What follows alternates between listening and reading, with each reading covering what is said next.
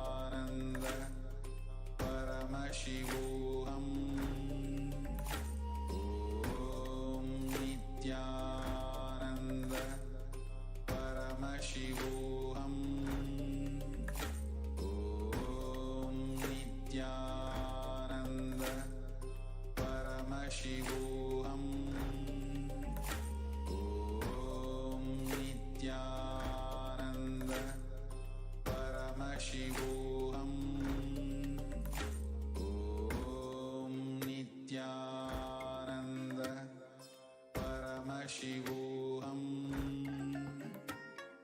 Om Nithyananda Paramashivoham. Om Nithyananda Paramashivoham. Om Nithyananda Paramashivoham. Om Nithyananda Paramashivoham. Om Nithyananda Paramashivoham. Om Nithyananda Paramashivoham. Om Nithyananda Paramashivoham. Om Nithyananda Paramashivoham. Om Nithyananda Paramashivoham. Om Nithyananda Paramashivoham. Om Nithyananda Paramashivoham. Om Nithyananda Paramashivoham.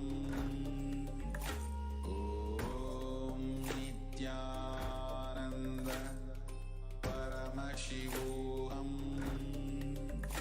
Om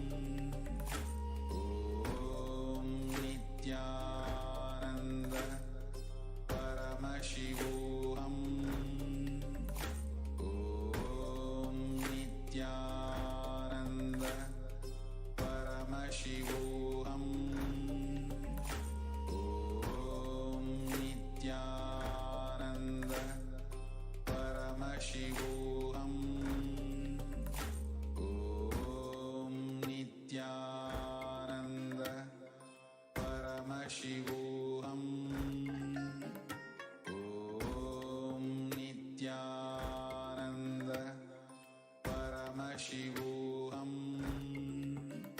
Om Nithyananda Paramashivoham.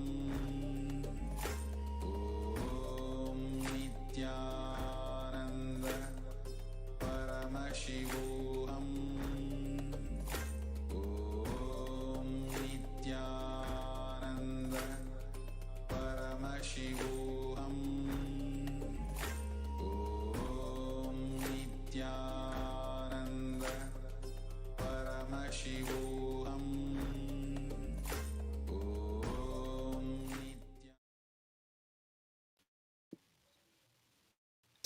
So welcoming back all the viewers.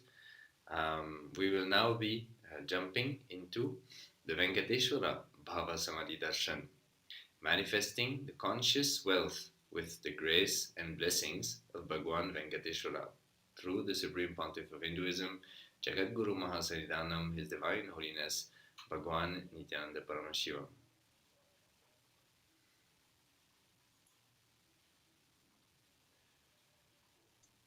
Nithyanandam Paramasukadam Paramasukadam Kevalam Jnanamurtim Dvandvatitam Gagana Sarusham Tattvamasya Ekam Nityam Vimalamachalam Sarvadhi Sakshi Bhutam Bhavatitam Gunarahitam Sadgurum Tam Namami.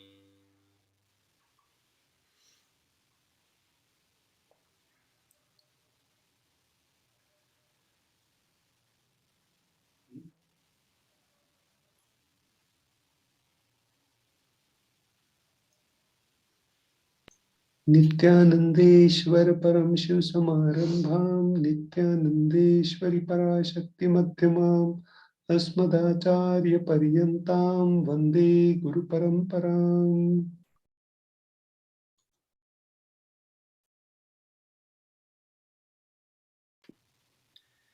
So some security measures: the Kailasa National Security Agency, mandatory security measures, photography, video, audio recording, and any kind is strictly prohibited during all sessions. Make sure that if you are on the two-way video conferences that you remain muted. Be on the camera throughout the class. That is for those who are participating in the program. If you need to step out due to an unavoidable situation, please inform the digital security officer. Exceptions are rare, and not following the above measures may lead to removal from the program. Some important cautions.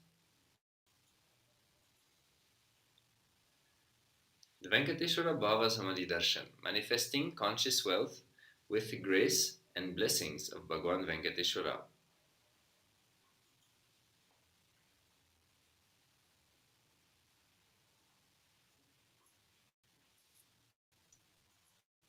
Kathanas Shaktipatadva Yadva Padavalukanat Prasadat Svaguru Samyak Prapyate Paramam Padam.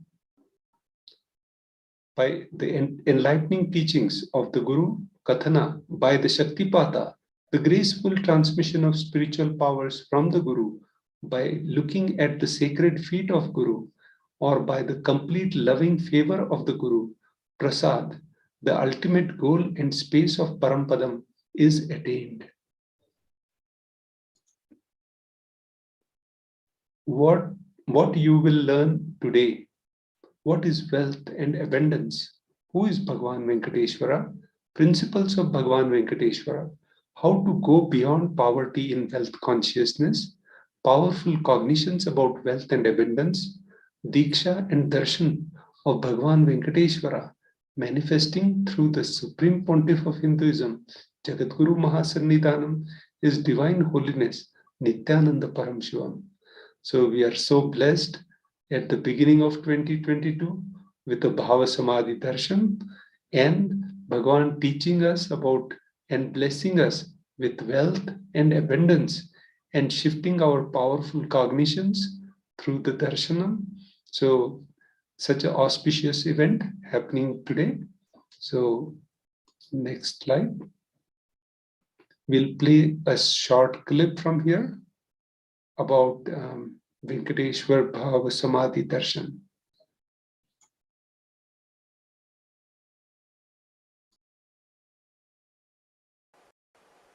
Venkateshwara.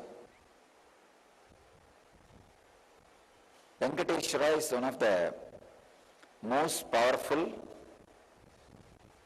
modern day incarnation. Incarnation happened in Kali Yuga.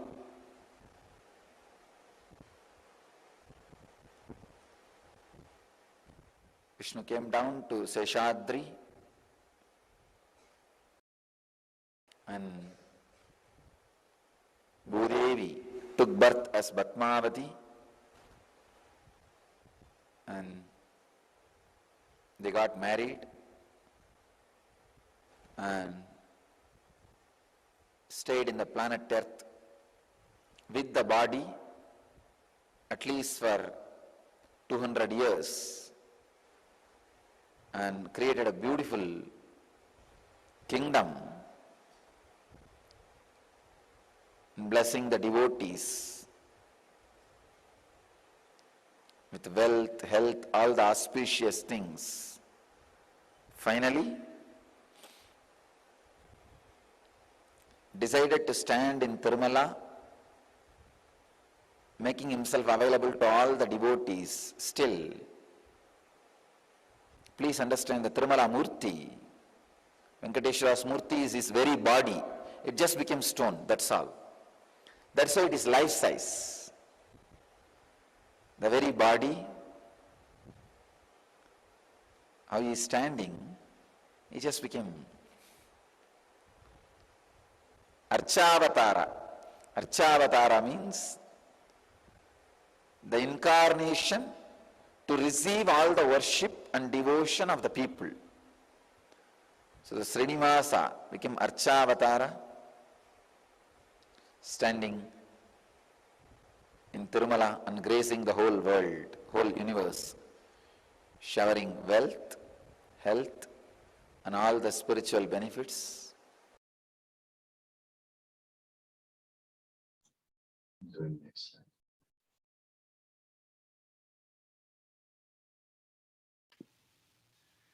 The powerful cognitions you will learn today.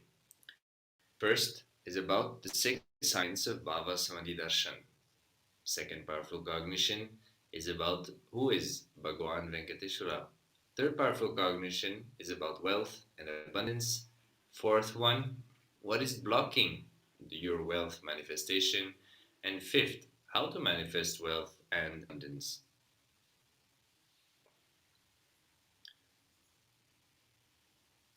Venkateshwara Bhava Samadhi Darshan, taught as per the Hindu scriptures. Through the 4 padas in Agamas, the Kriya Pada raises the electromagnetic force of your existence and connects you with Paramashiva, with God. The Charya Pada, the lifestyle of living enlightenment, Jiva, self, connecting with all dimensions of the world. The Yoga Pada, raising your Kundalini and connecting with Paramashiva. Jnana Pada, bringing Paramashiva in your being and making him manifest in you. So these will be the Ardhas. How will you achieve? By listening, internalizing, manifesting powerful cognitions, and ultimately through the Darshan and Diksha. So Sanatana Hindu Dharma have these 3 fundamental steps for the science of manifestation, which is Shravana, listening, Manana, internalizing, and Nididhyasana, manifesting powerful cognitions. Introduction.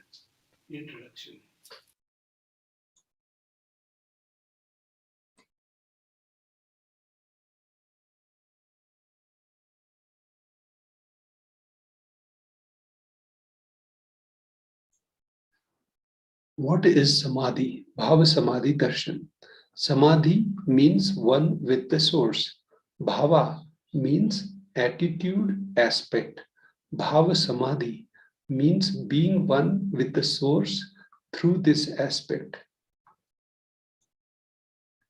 Definition of Bhava Samadhi.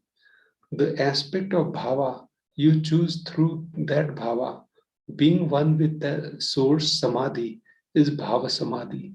Knowing this aspect, Bhava, is ultimate Adi, and being in oneness with Sama, with that is Bhava Samadhi.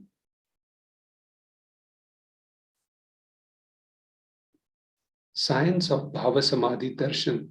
Divine cosmic being is real. They manifest from Kailasa, the enlightened time-space zone, through deities and incarnation. Divine cosmic beings manifest through Archavatara, deities in the temples, through Bhava Samadhi Darshan in Nijavataras, incarnations. Benefits of Bhava Samadhi Darshan. Bhava Samadhi awakens your Kundalini Shakti, which is the latent potential energy in every human being. Awakening of Kundalini Shakti results in extraordinary abilities, expressing through us like third eye awakening, ability to have remote vision, ability to scan anyone's body, levitation, teleportation, and materialization. The Bhava Samadhi Darshan.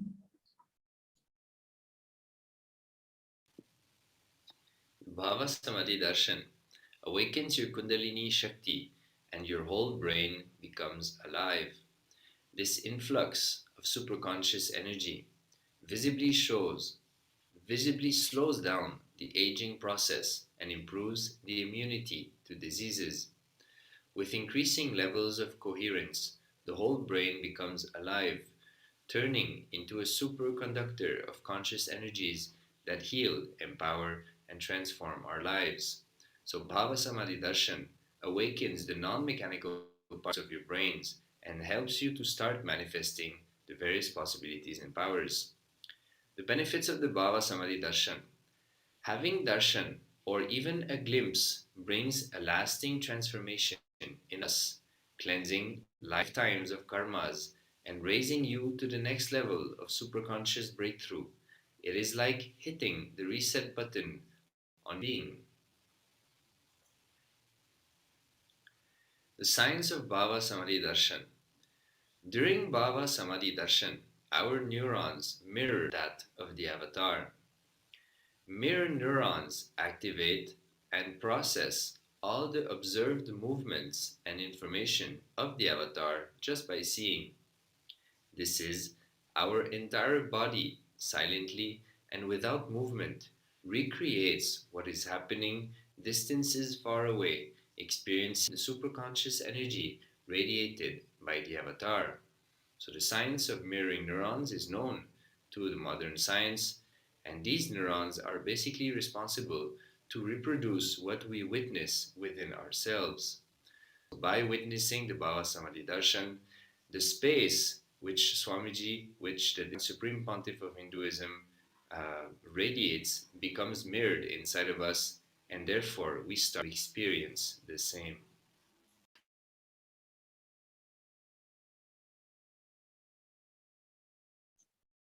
The Supreme Pontiff of Hinduism, Jagadguru Mahasannidhanam, His Divine Holiness, Bhagavan Nithyananda Paramashivam, is the reviver of Kailasa, a macrocosmic, ancient, enlightened Hindu civilizational nation. Supreme Pontiff of Hinduism is the 1008th incarnation of Paramashiva as per Hinduism, recognized by his predecessors who are enlightened masters and adept. Supreme Pontiff of Hinduism has made the science of power manifestation, yoga, and temple-based universities a lifestyle for humanity. The Supreme Pontiff of Hinduism is ordained as the 233rd Guru Mahasannidhanam, Pontiff of Kanchi Kailasa Sarvanipeetham, Tundai Mandalam Adinam, the incumbent emperor of Suryavansha Surangi Samrajyam. Present 293rd Jagadguru Mahasannidhanam, Pontiff of the Kailasonnata Shamala Sarvanyapitham. Present Mahamandaleshwar, Supreme Spiritual Head of the Mahanirvani Akhada, largest apex monastic order. The Supreme Pontiff of Hinduism is the 1008th Acharya Mahamandaleshwar, the head of all spiritual leaders of Atal Akhada, ancient apex body of Hinduism. Present 23rd Guru Mahasannidhanam of Dharma Mukti Swargapuram Adinam, elected as the Supreme Pontiff of Hinduism by the congregation of over 1000 Hindu leaders pontiffs.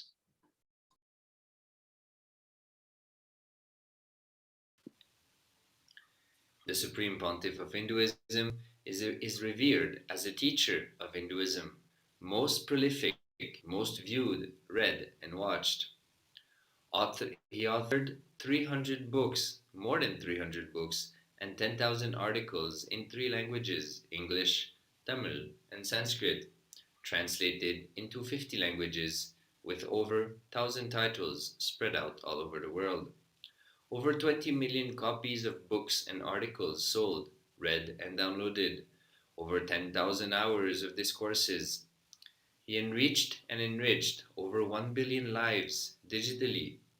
He is also respected as the commentator of all sacred scriptures such as Upanishads, Bhagavad Gita, Shiva Sutras, Brahma Sutras, Yoga Sutras, Ashtavakra Gita, Jain Sutras, and more. The Supreme Pontiff of Hinduism is honored as the leader of Hinduism, the most awarded, internationally recognized Hindu leader, reviver of the 108 ancient Hindu sampradayas, including the Rudrakanyas, Rudras, Rishis, Rishikas, Bhairavas, Bhairavis, Sannyasis, and more. He is the establisher of the largest Hindu university, Kailasa Nithyananda Hindu University, in the world, with satellite campuses in over 150 countries. He is the establisher of more than 1,000 Kailasa enlightened ecosystem around the world. He is the founder and the reviver of over 100 Sarvanyapithas, and the collector of the largest Hindu library with over 1 million books, 1 million palm leaf scriptures, and over 20 million digital books. Manifestation of extraordinary Shaktis.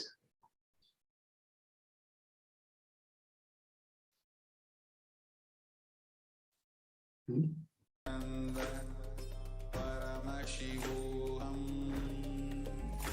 Om Nithyananda Paramashivoham. Om Nithyananda Paramashivoham. Om Nithyananda. So now we'll enter the manifestation of extraordinary Shaktis. In this section, the world today versus Kailasa today.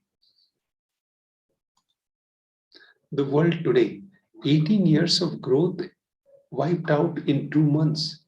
18 years of growth wiped out in 2 months. August 2016, UK monthly GDP index.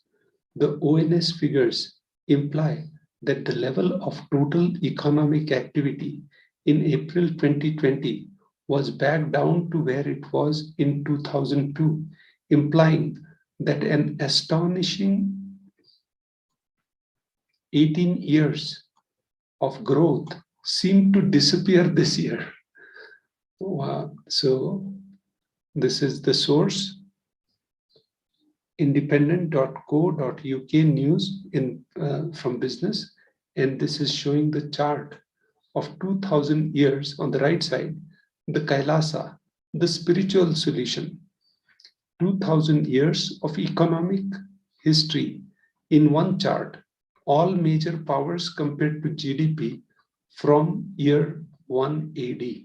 From year 1 AD, you see the GDP of the whole universe. So move to the next slide.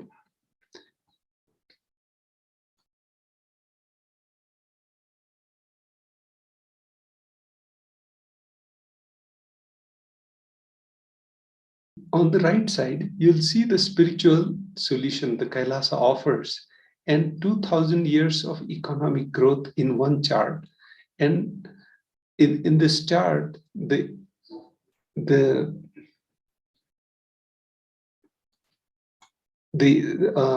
Hindu the Kailasa economic chart, it shows about 40% of the GDP of Hindu civilization from 1 to 2000. So when the Vedic civilization was in power, a Vedagamic lifestyle was the lifestyle of Bharat, India. That time, about 40% of the GDP was contributed by Bharat with the Hindu civilization. And 20 years of GDP of UK was wiped out in just two years. Who is Bhagwan Venkateshwara?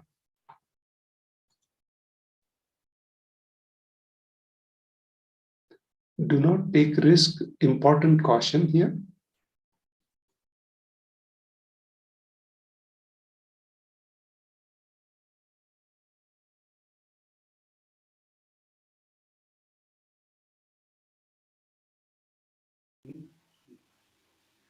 Venkateshwara is one of the most powerful modern day incarnation. Venkateshwara is one of the most powerful modern day incarnation happened in the Kali Yuga.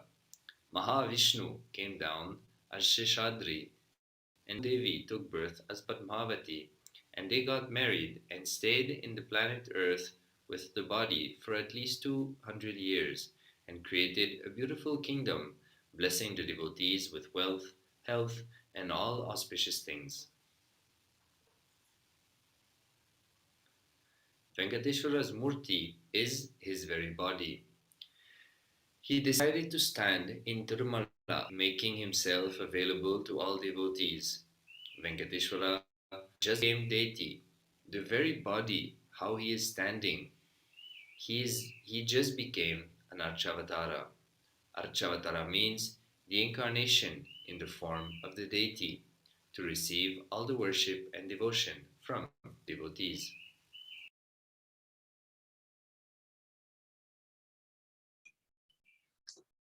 Venkateshwara is the one of the most powerful modern day incarnation. So Srinivasa became Archavatara, standing in Tirumala and gracing the whole world, whole universe, showering wealth, health, and all the spiritual benefits. Venkateshwara has Sri Devi Mahalakshmi, the goddess of wealth and prosperity, within his chest.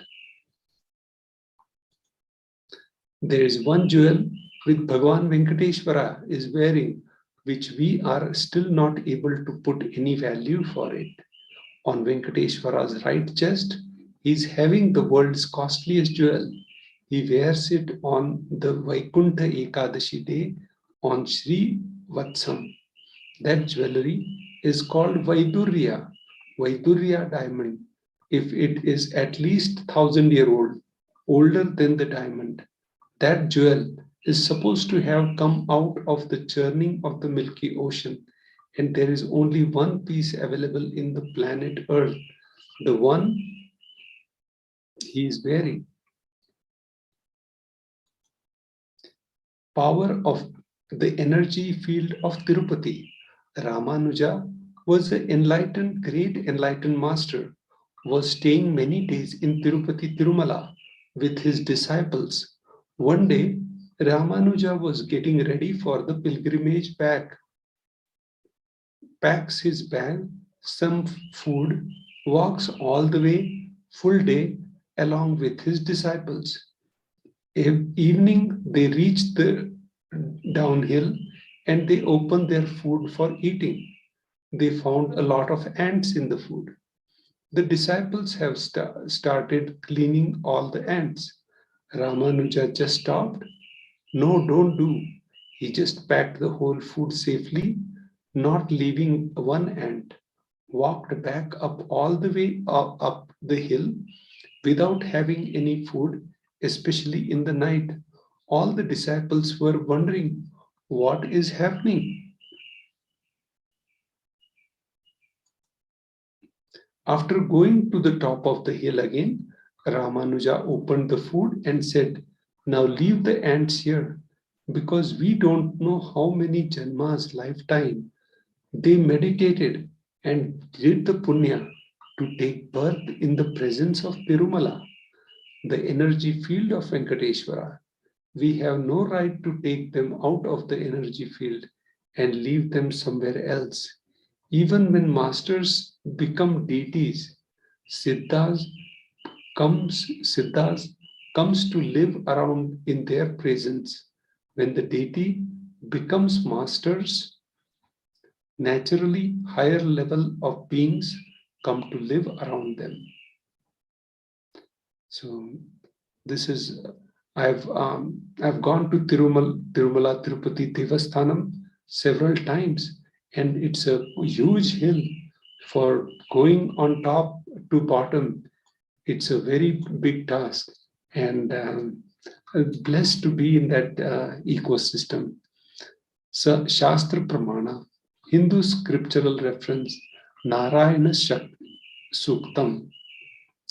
Sahasrashirsham Devam Vishwaksham Vishwashambhuvam Vishvai Narayanam Devam Aksharam Paramam Padam.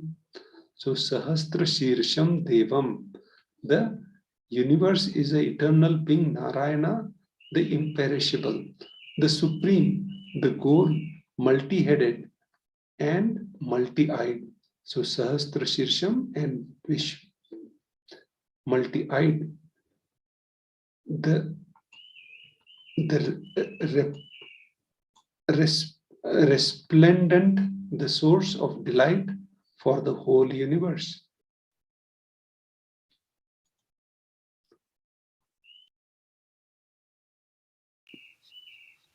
So just before into the Apta Pramana, stay with us. We'll be right back, taking a short break.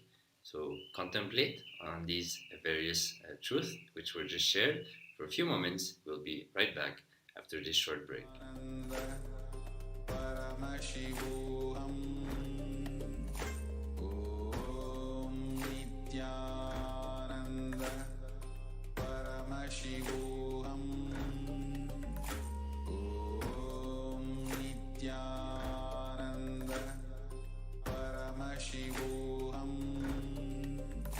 Om Nithyananda Paramashivoham. Om Nithyananda Paramashivoham. Om Nithyananda Paramashivoham. Om Nithyananda Paramashivoham. Om Nithyananda Paramashivoham.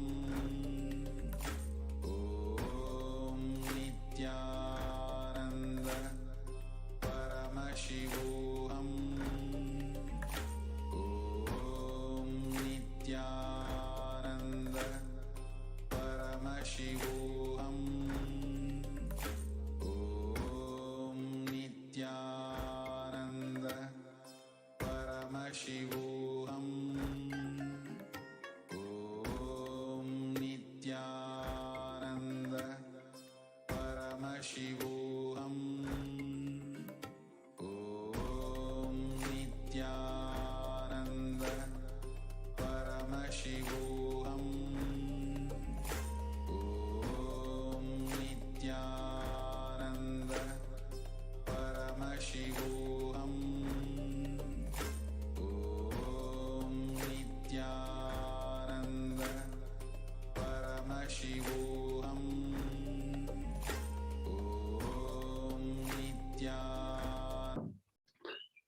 So, of the Pramana, reference from the life of enlightened masters Siddha, Brahmanda Purana also contains Sri Venkatesha Sahasranama, the 1008 names of Lord Venkatesha, which occurs as the conversation between sage Vasishtha and sage Narada.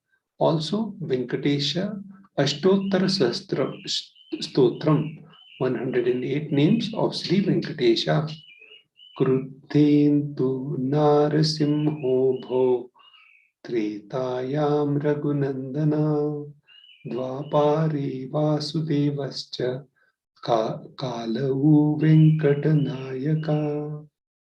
Translation: in the Krita Yuga, Lord Narsimha; the Treta Yuga, Lord Sri Rama; in Dwapara Yuga, Lord Sri Krishna; and in Kali Yuga, Lord Sri Venkateshwara are called as the Prathanyas Daivam, living deities.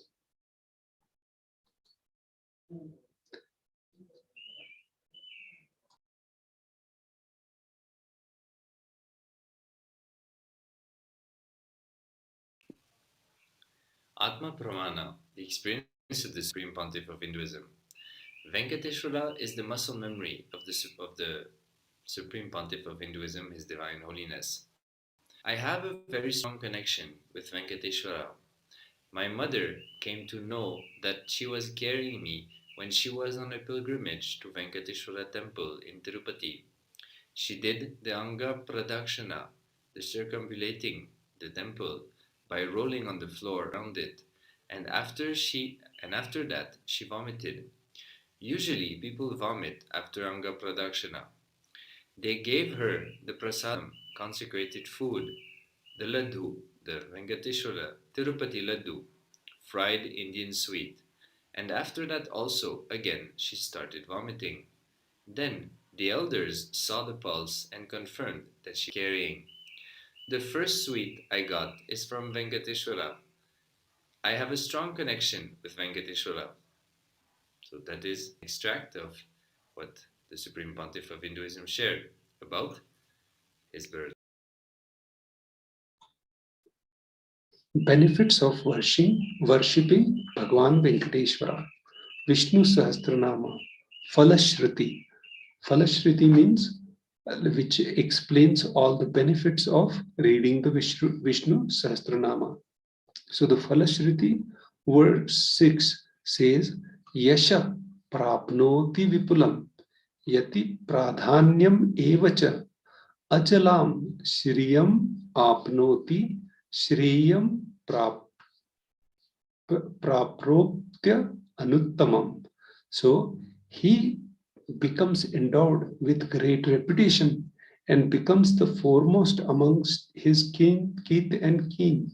He acquires undiminished wealth in the world and unexcelled prosperity in the other world, that is liberation. Bhagwan Venkateshwara bestows all the Ananta Kalyana Gunas, divine auspicious qualities, and the one who worships him receives abundance in wealth and all other dimensions. So that is the benefit of Vishnu Sahasranama's Falashruti of worshipping Bhagwan Venkateshwara in the Kali Yuga.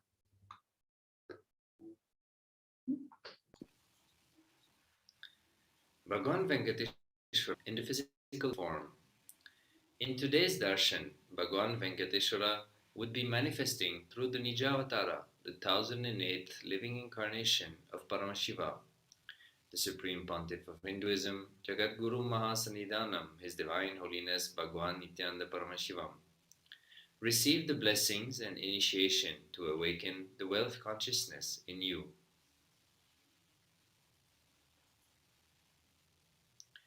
Two dimensions of wealth creation, Shankhandi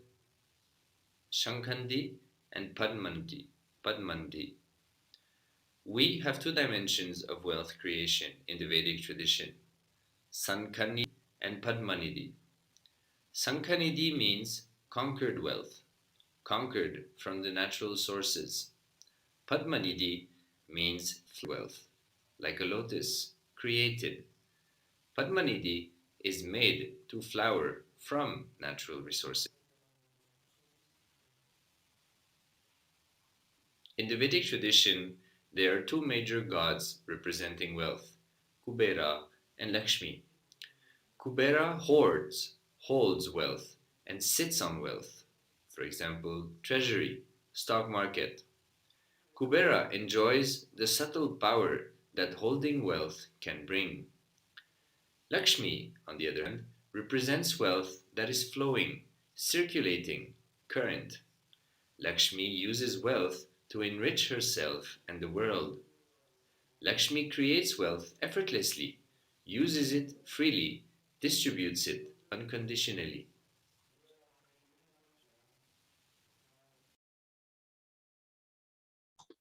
Wealth creation, the Hindu way. So, in this dimension, we'll understand what is wealth creation. Life can be equated to two things.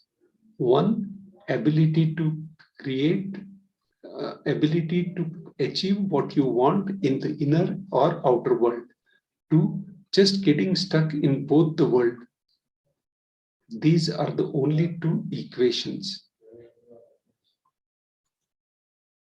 Right diagnosis. Everybody wants wealth, but they do not increase the life in them to the level they want it. Wealth can be equated to life energy you express. It is straight equation because as on a normal man has wealth as the first priority in the life. So if you do not have wealth, don't blame anybody. You are not expressing life in you. Life energy is not happening in you.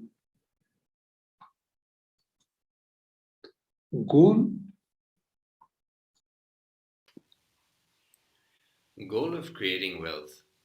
Creating wealth is an intrinsic part of life. Krishna says very beautifully in Gita, Gahano Karmano Gatihi. The universe, by its nature, works. If you have at least the goal of creating wealth, you will be creative. Your energy will be channeled properly. First priority in life should be for moksha, enlightenment.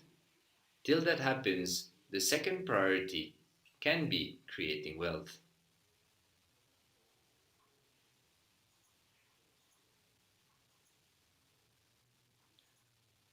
Why should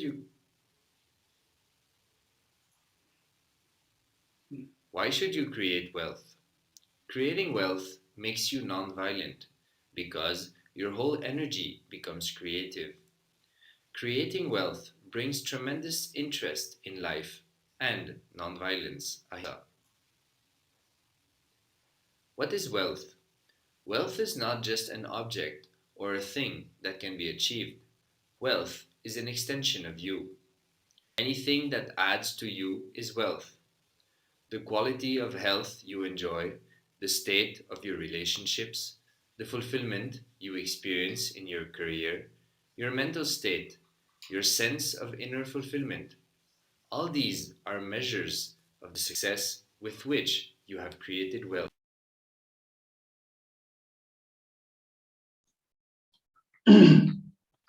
Wealth is a utility.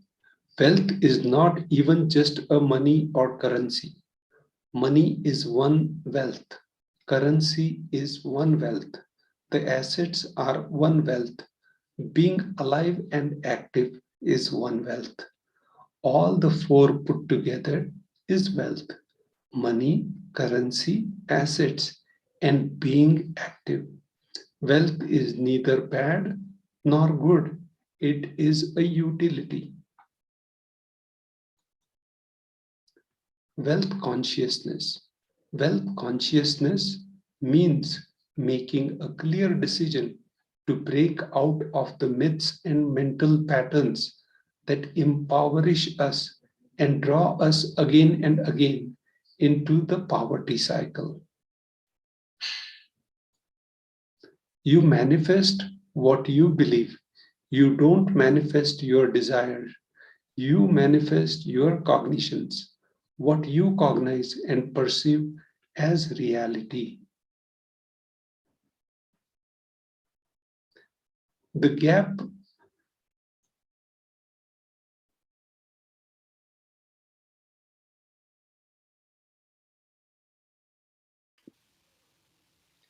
The gap between beliefs and desires. Many of us say, I really desire wealth, but deep down you believe wealthy people are arrogant people, bad people. They do a lot of wrong things. You believe wealthy people are arrogant, bad, wrong. They do many wrong things. They exploit others.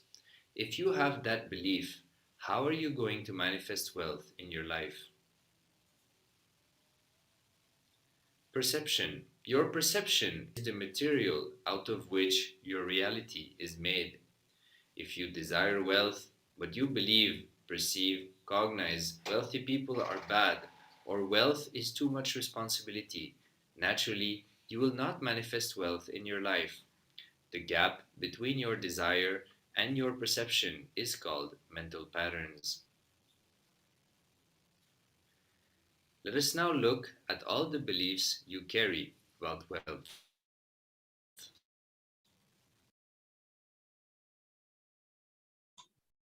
common belief.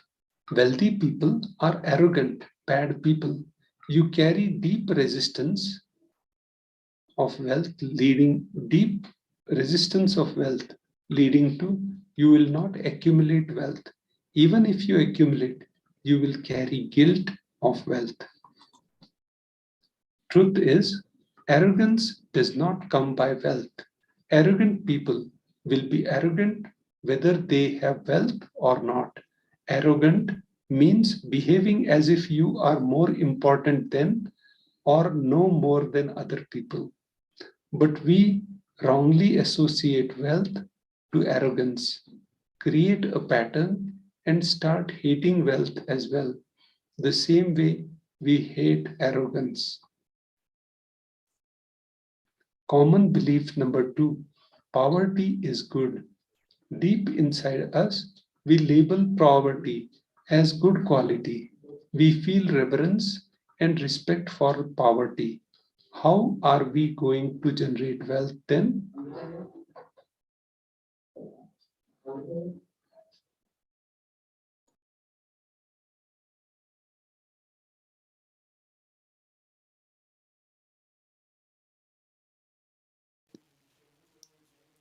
Common, common belief number 3.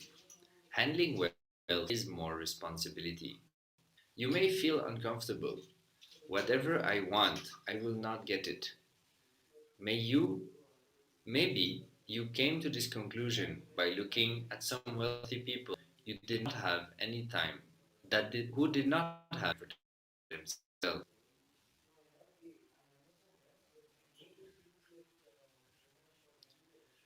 More inadequate beliefs on wealth. Making money is a sin. Create as much wealth as you can. Celebrate it. Share it. Wealth consciousness is high activity with high responsibility. Wealthy people work smart, not hard. Don't be too lazy to bend your body and mind to realize your dreams. Read the stories of any famous millionaires today, and you will see that wealth does not come from a genie in a bottle. If you have to be worthy of it, the cognition, you have to be worthy of it. Wealth serves those who are wealthy in their very consciousness. Will persistence. Anything you cognize, you create a certain energy field about your cognition. You attract situations, people, everything around you to make that cognition into reality. All you need is will persistence. Your decision, you are not going to give up. Your intention is will persistence. Repair mental patterns. Your mental patterns goes on affecting you, but you always tell, I am too busy to repair myself. It is like sitting in a broken car. Go on, be rotating this handle or pushing and pulling the gears. Do whatever you want. You are not going to move 1 inch. And if somebody says, why don't you repair your broken car? You are not moving. No, no, no. I am too busy to repair. I can't get down now and repair because I am hurriedly going to some place. That is the utter stupidity. So, repairing the mental patterns is very important. It is possible. You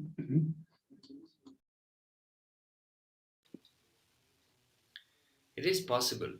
You may be desiring to have wealth, but you may not be believing, perceiving, and cognizing it as your possibility.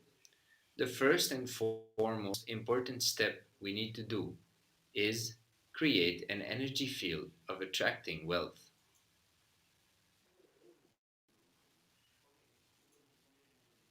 So let us now watch this short video where Swamiji shares more about the First science step of wealth we need manifestation. to do. The first step we need to do. Looking back, the gap between your desire and your cognitions. How you started perceiving wealth, money. How you started perceiving.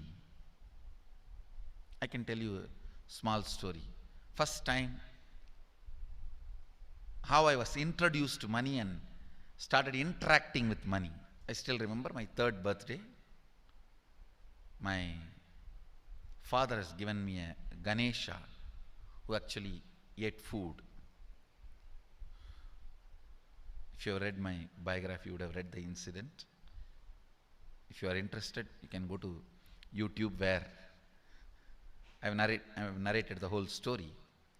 I was given that Ganesha as a gift and I was so curious and busy with playing with the deity. And then in Indian village we have a habit, all the family elders will give coins on the birthday as a gift to the kids. So I was sitting and playing with my Ganesha and all the family elders came. I am supposed to bow down to them. It's a tradition. So I touch their feet and they will give money. A lot of money got collected. Must be some 70, 80 rupees. In those days it's a big money. And for a kid it's a too big money. And it was too much of coins and notes, so my father helped me to pack the whole thing in a hand key. So I looked at him and asked, what should I do with this? He said, you can buy whatever you want. I said, I don't need anything. I only wanted this Ganesha. You already gave it to me. I don't need anything. He said, then you can give it to anybody you want. So I just called all my cousins, brothers, everyone was playing. I grew up in a large joint family. 27 of us grew up together. So it's almost like a one school, small school. So all of them are playing. I called in my loud voice, hey, anybody wants, come and take this money? I don't want it. So 4 or 5 kids were running and my elder brother ran fast and took the whole thing, whole hand key. My father told me to tell my elder brother to share everyone, to share with all. I said, I have decided I don't want. And I said, whoever wants, take it. So he took it. How can I interfere in this after that? It's up to him.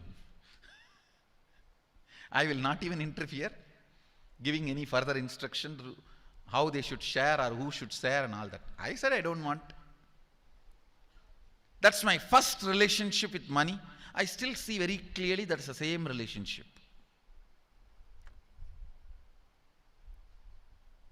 Still I don't touch money. I don't handle.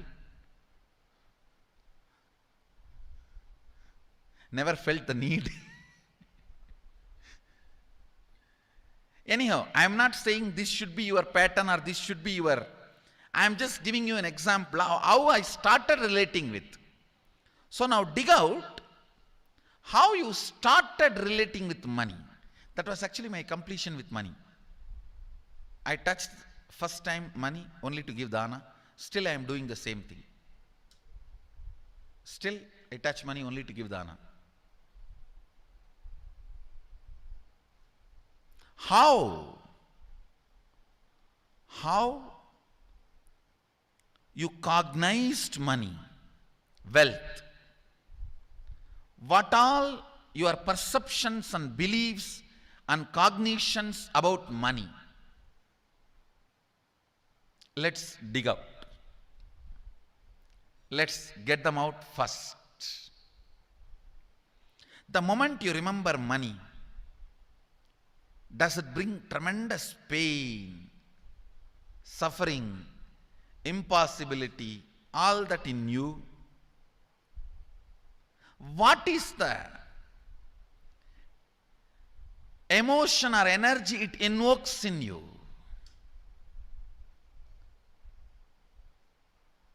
So put your pen to paper and just keep writing whatever comes to your mind. If you feel tortured, irritated, the moment you think of money, whatever you think, money is difficult, money is impossible, money is, unless you cheat, you can't get the money. Even if you cheat it, somebody will cheat from you. So much goes on inside you about money. Your incompletions with money.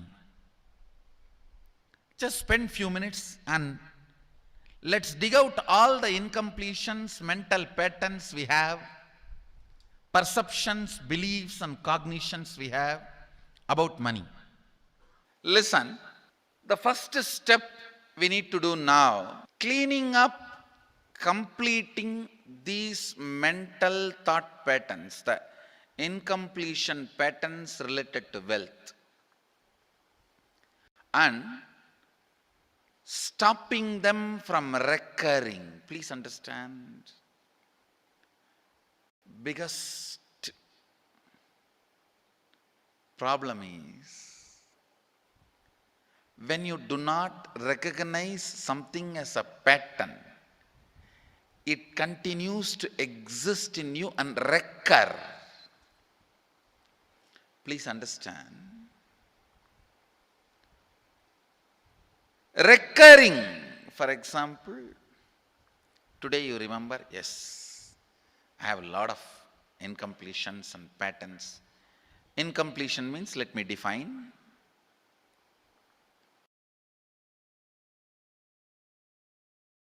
Your past sitting in your present, not letting you live your future is incompletion.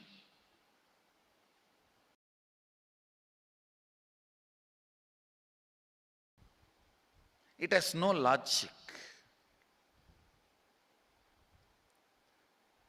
Because you lost love of somebody, you decide never to love again. It has no logic.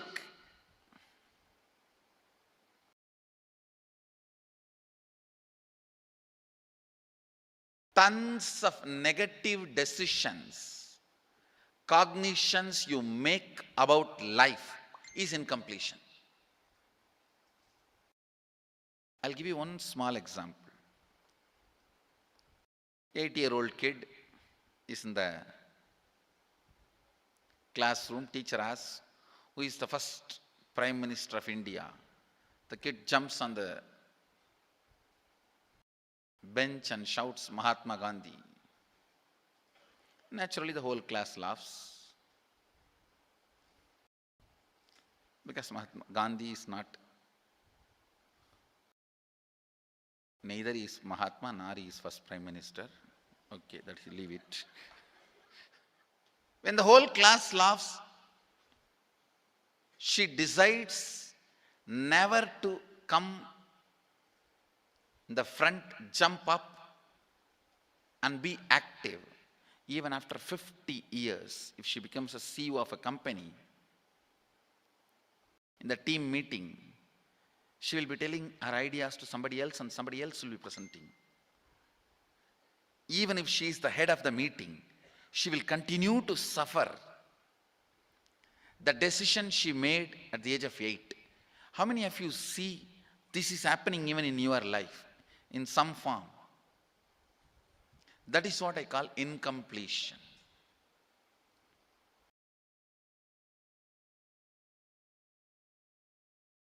Understand, there is a very powerful science by Sadashiva in Agama. Sadashiva is the first Guru, Adi Guru. He explains in Agama, of course, the moment I utter this word, many will have many questions. What? Sadashiva? He was supposed to be God. Was he Guru? He was supposed to be energy. Was he teaching? Let me be very clear. He is the pure consciousness beyond time and space, but he also assumed form within the time and space. The formless came in form many times and taught the great spiritual truths to the world. We should not even use the word was. Is the right word.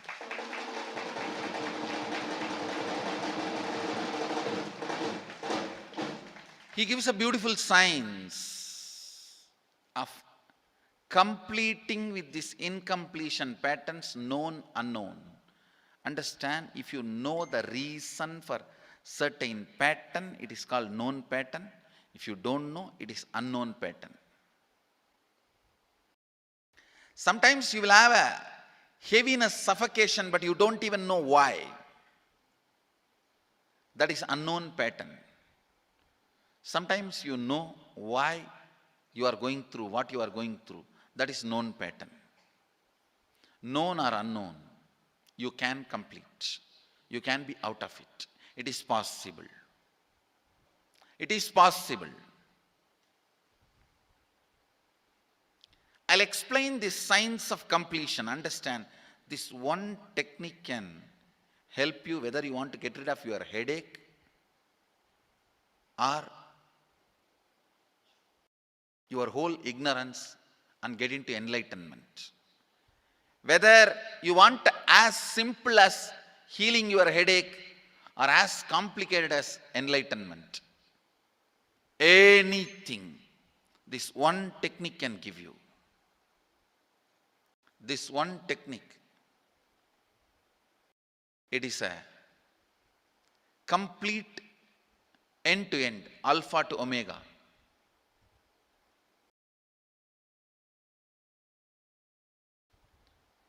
It's from Sadashiva directly. In the Agama, 94th verse, 22nd technique. The chapter is called Shivajnanopanishad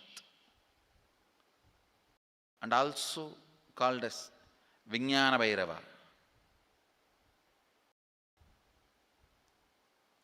Chittat yanta kritir nasti mamantar bhavayet iti vigalpanam abhavena vigalpair uchito bhavet. You don't have to remember. I am uttering every time so that I will remember. That's all. No, it is just to keep the purity of the teaching. I want all of you to know, whatever I am sharing with you is my personal enlightenment experience, which is in tune with the earlier master's experience.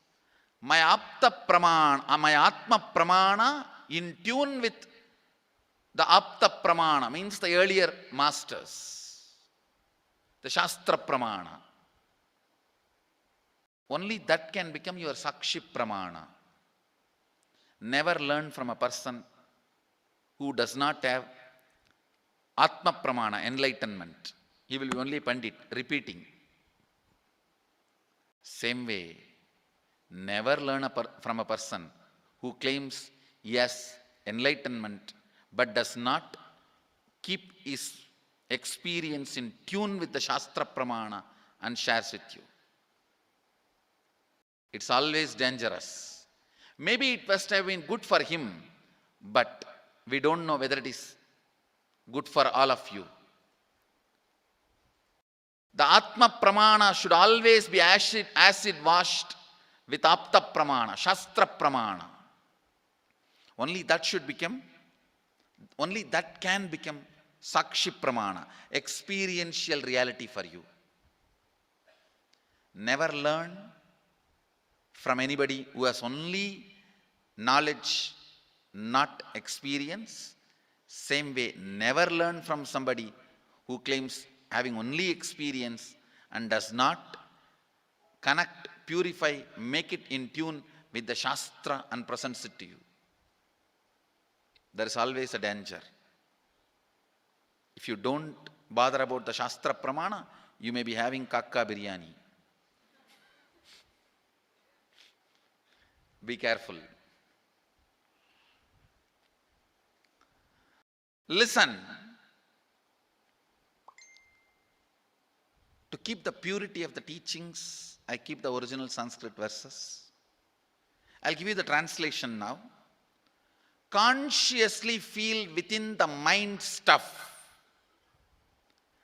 of past memories of incompletion with its activities as mind, intellect and ego not existing in me. By contemplating this way in your inner space, disidentify from the past impressions and memories of completion. Put your active attention at the space of past happening. Relive these imagined impressions and memories of incompletion. Then the mind stop having fully ceased from its present characteristics of forming thought patterns and cognitions is complete.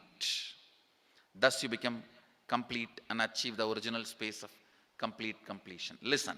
Now I will explain. I have read out the translation. I'll explain what to do. Now you wrote many of the patterns, incompletions, thought currents you are having about money,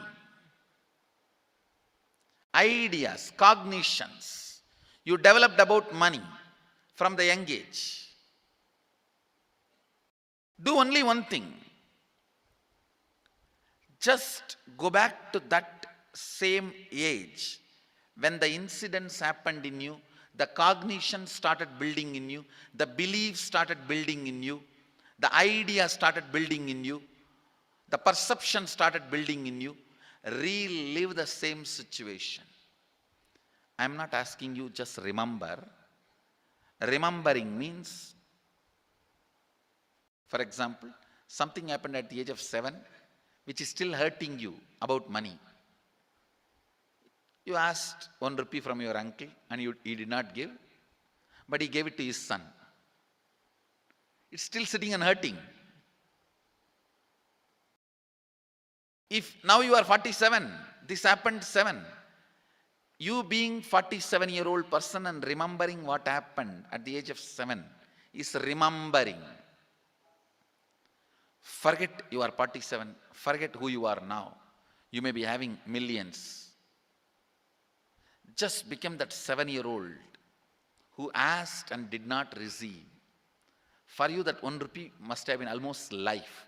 I have seen people, they develop even wheezing when they were not given as simple as a chocolate or an ice cream by their friend or family or brother. I have seen. Because for a child,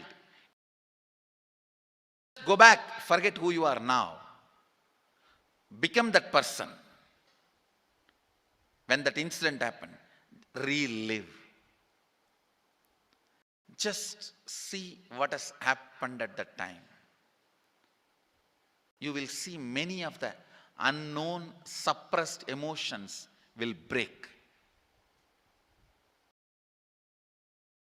And I tell you, many diseases will be healed.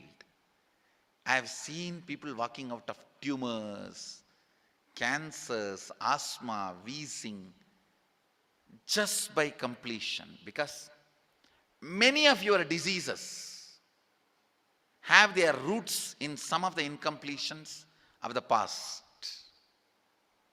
When you relive, many pain parts in you breaks. Pain bodies collapse. The pain patterns melt down, which completes many other issues which you don't even remember. I have seen when people do completion, to complete the wealth-related incompletions, suddenly they get into health, because the same incompletions which created wealth issues only were creating health issues. When they melt down, people become free even from both.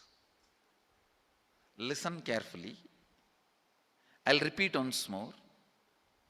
Now you would have written so many patterns, incompletions, thought currents, ideas, cognitions. Take few minutes. Go back to each incident, each pain, each hurting. Relive. Relive. Relive. Don't justify what happened. Don't try to console yourself. No consolation will work. No justification will work.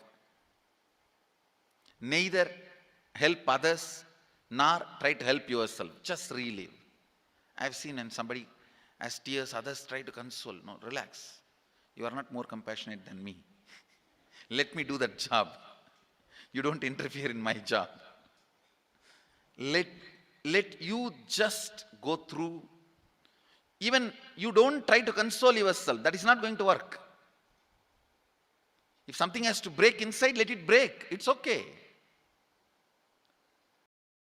When you relive, the powerlessness, incompletion, loses power over you. I'll guide you step by step. And I commit with you, I'll lead you all to completion. And I know how to awaken, trigger the incompletions in you and break them. Help you to relive and relieve. I am supporting all of you. Have courage. Let's clean up.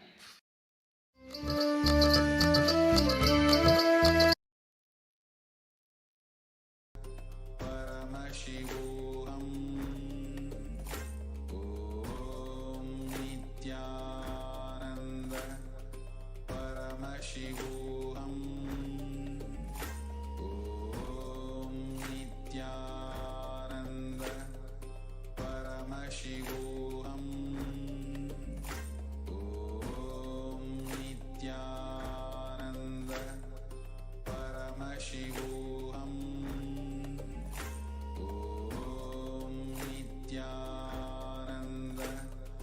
Paramashivoham. Om Nithyananda Paramashivoham. Om Nithyananda Paramashivoham. Om Nithyananda Paramashivoham. Om Nithyananda Paramashivoham. Om Nithyananda Paramashivoham. Om Nithyananda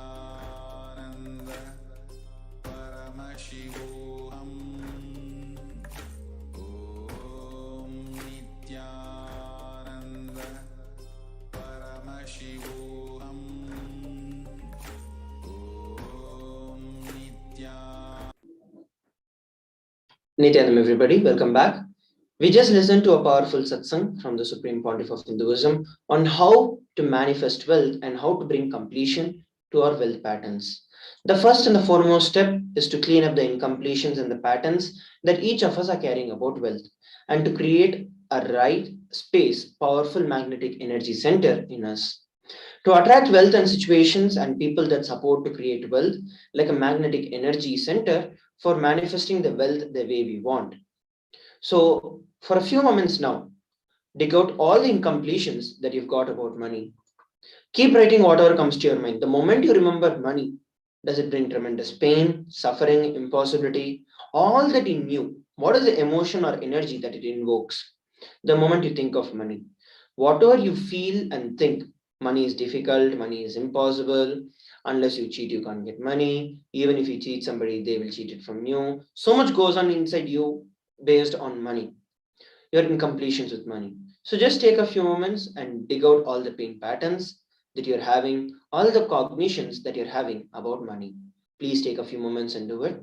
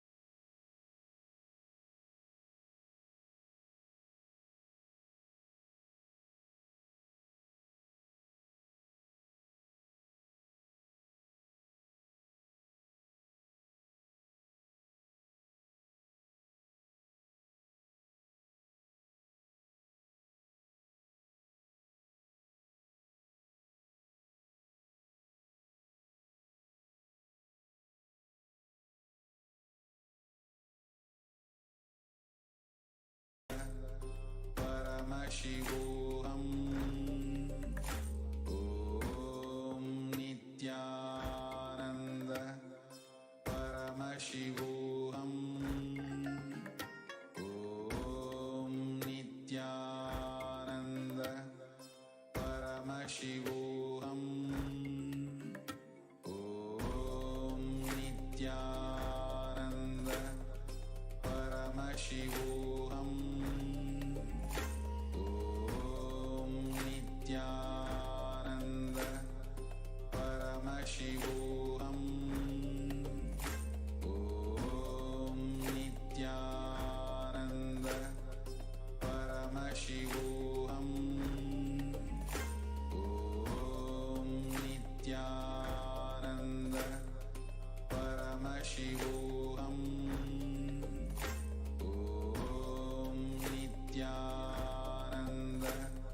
Nithyananda Paramashivoham. Om Nithyananda Paramashivoham. Om Nithyananda Paramashivoham. Om Nithyananda Paramashivoham. Om Nithyananda Paramashivoham. Om Nithyananda Paramashivoham. Om Nithyananda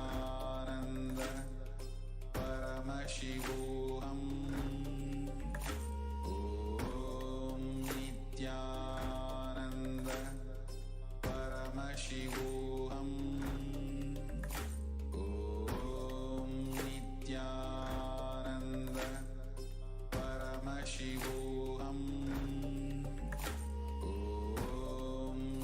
Nithyananda Paramashivoham. Whether it is money is difficult, money is impossible.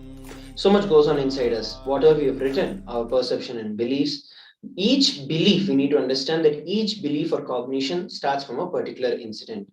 So identify these incidents when the wrong or incomplete beliefs about wealth started forming in each of us. Relive and relieve. Complete those incompletions. Go back to that same age when that incident happened, when the idea, the belief, the perception started building in you. Now take a few moments to sit and relive these incompletions. Figure out when the first time you started receiving and getting these kind of cognitions. Please take a few moments to do it.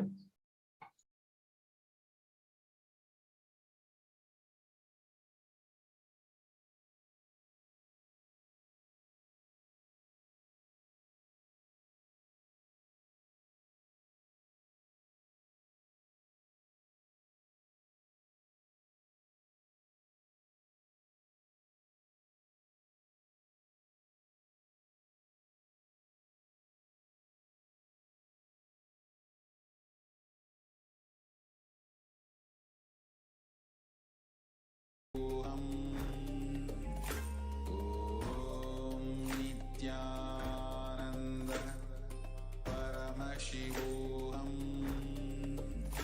Om Nithyananda Paramashivoham. Om Nithyananda Paramashivoham. Om Nithyananda Paramashivoham. Om Nithyananda Paramashivoham. Om Nithyananda Paramashivoham. Om Nithyananda Paramashivoham. Om Nithyananda Paramashivoham.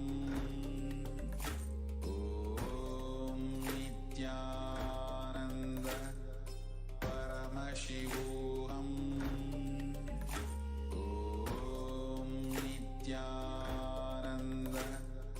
Paramashivoham.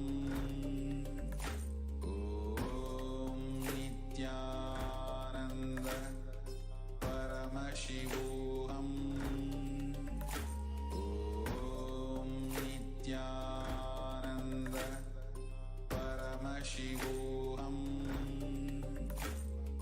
Om Nithyananda Paramashivoham.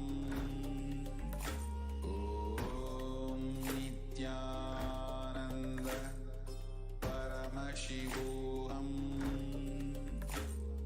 Om Nithyananda Paramashivoham.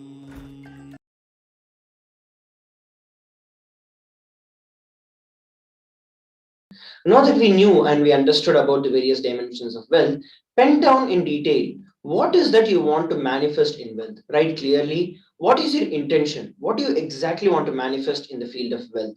Whatever you think as well, it may be your currency or it can be more than a currency, a person as a wealth for your life or situation as wealth for your life, of some people being active.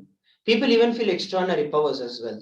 So what is it that you want? Do you want to attract the right kind of people? You want to have a right kind of situation? Whatever you consider as wealth, please sit and pen down what is it that you want to manifest and attract in the next 3 months. Please pen down.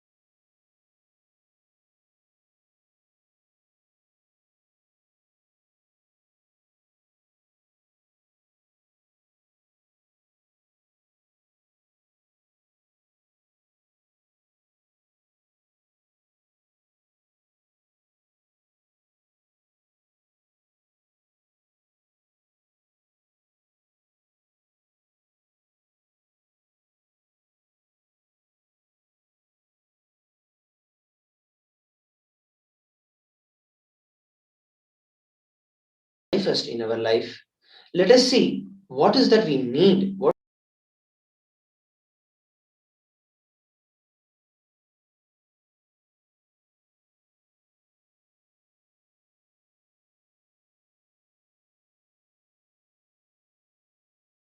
Based on wealth and manifest life with prosperity and abundance. There's a beautiful Shastra Pramana from the Guru Gita. Gukarasvandakarascha rukarastheja uchyate agnya brahma gurureva na sanshayah. The syllable gu is darkness and the syllable ru is said to be light. There is no doubt that the Guru is indeed the supreme knowledge that swallows the darkness of ignorance.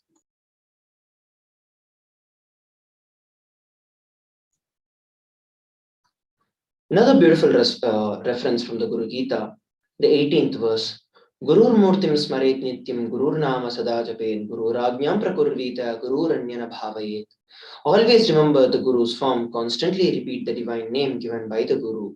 Always follow the Guru's command, think of nothing other than the Guru. These are the powerful Shastra Pramanas where Paramashiva himself declares about the Guru. There's another beautiful reference, the 11th verse. Sarva Papa Vishuddhatma Shri Guru Pada Sevanat Dehi Brahma Bhavedyasmat Tvatkrupartam Vadamite. Out of compassion for you, I shall tell you how many embodied souls become Brahman, having purified of all sins by serving the feet of the Guru.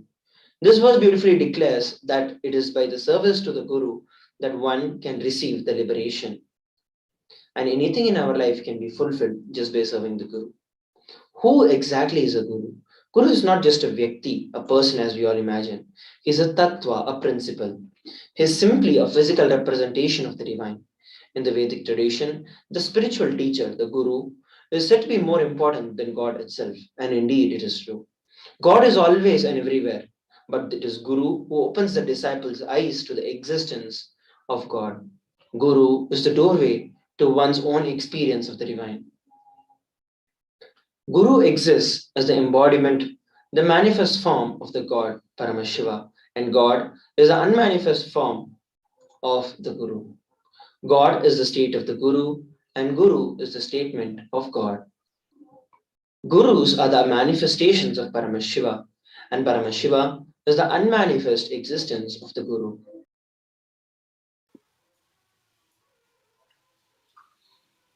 Guru Bhakti is pure existential energy which can liberate you from all known, unknown, unnecessary delusions.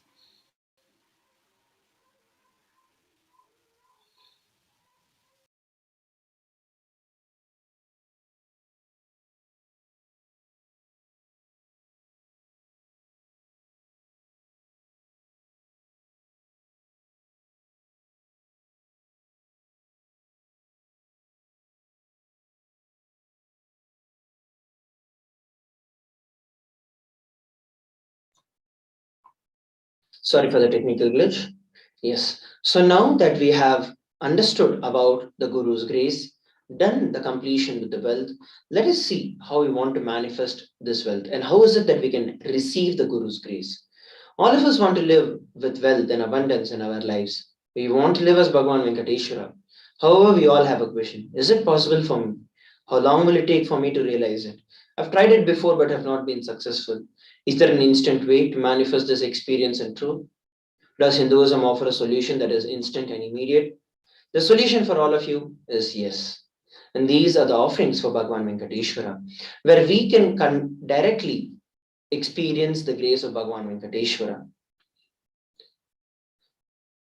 What are the preparations to receive Bhagavan Venkateshwara in our life? The below mentioned Naivedyams are the food offerings to Bhagavan Venkateshwara that should be offered as Naivedyam when we are going to have the Bhava Samadhi Darshan of Bhagavan Venkateshwara. It can be ghee rice, tamarind rice, sweet pongal, curd rice, or fruits. And dress up like Venkateshwara to manifest the oneness with Bhagavan Venkateshwara. Whatever prayers you have to manifest wealth, abundance, prosperity in your life, you can head over to tiny.cc/BSD prayer request. And this is a form that collects the information on what kind of boons that you would like and what is it that you'd like to manifest in your life. In today's darshan, the Supreme Pontiff of Hinduism, our beloved Swamiji, in his physical body would be embodying Sri Venkateshwara. Everyone who wishes to offer to Sri Venkateshwara can make an offering today.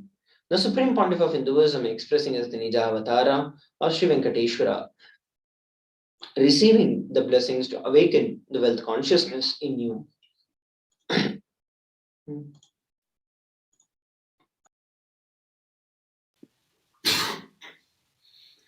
Sri Venkateshwara is very unique in Tirumala. Nijavatar became Paravatara, blessing millions of people.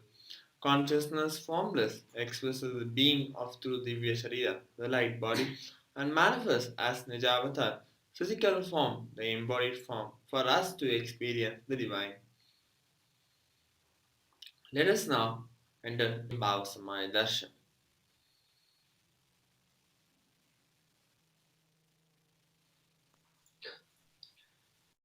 There's a beautiful verse in the Malini Vijayottara Tantra.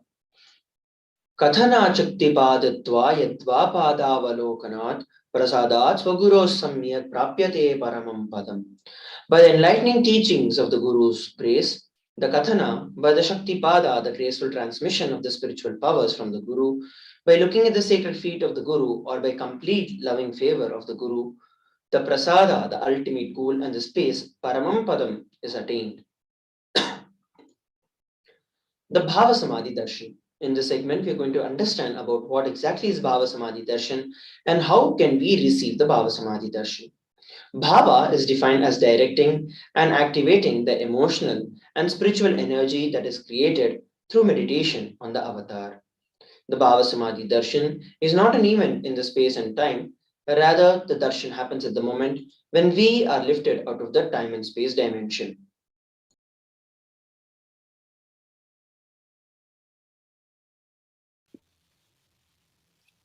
During Bhavasamaya Darshan, our neurons mirror that of the avatar.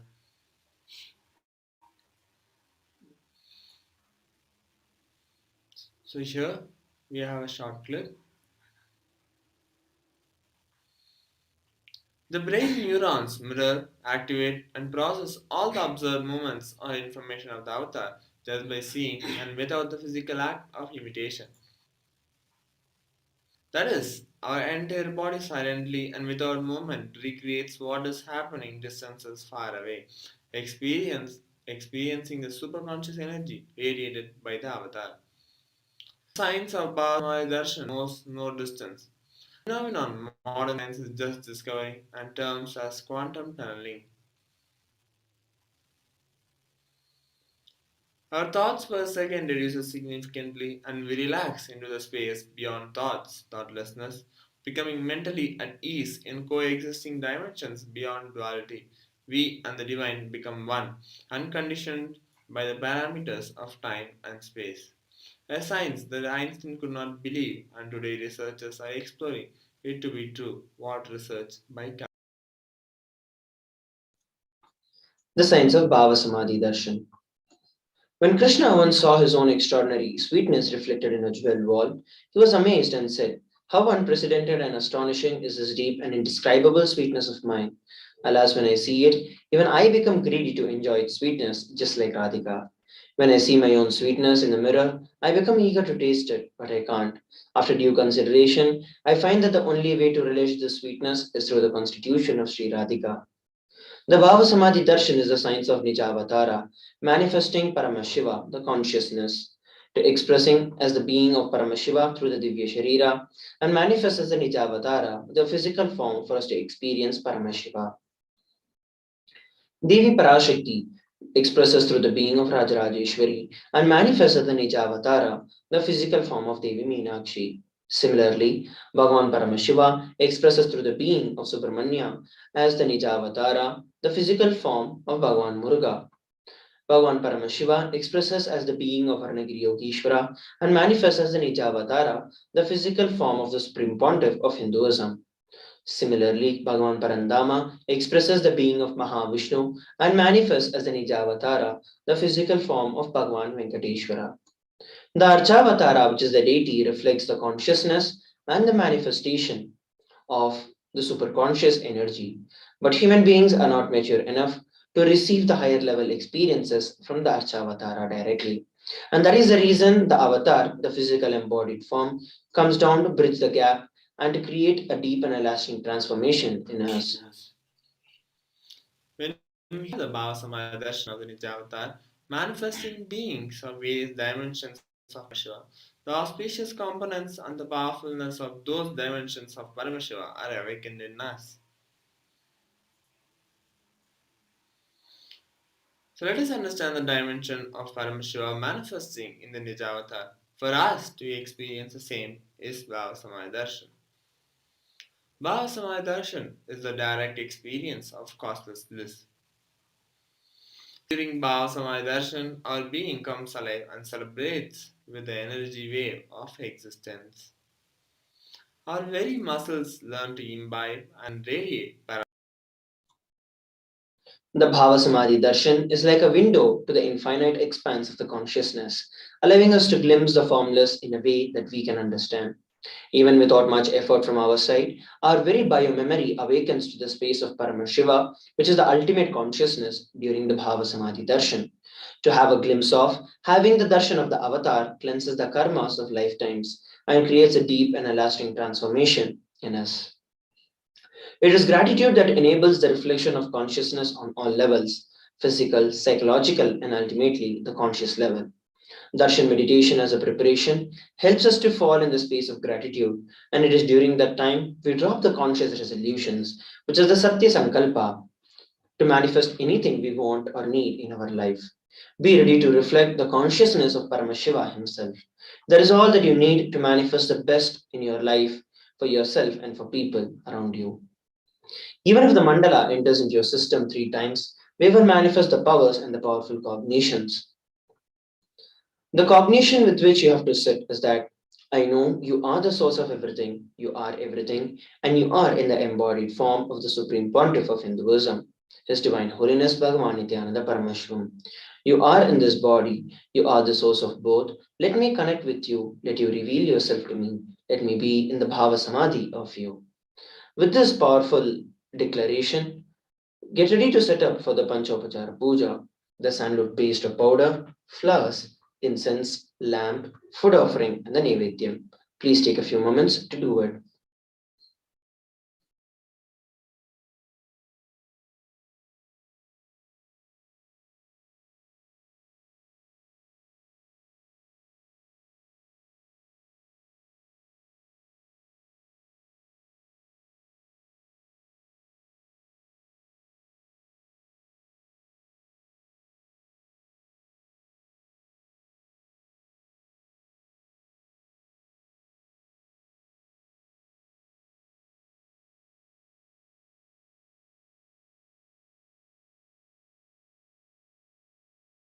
Nithyananda Paramashivoham. Om Nithyananda Paramashivoham. Om Nithyananda Paramashivoham. Om Nithyananda Paramashivoham. Om Nithyananda Paramashivoham. Om Nithyananda Paramashivoham. Om Nithyananda Paramashivoham.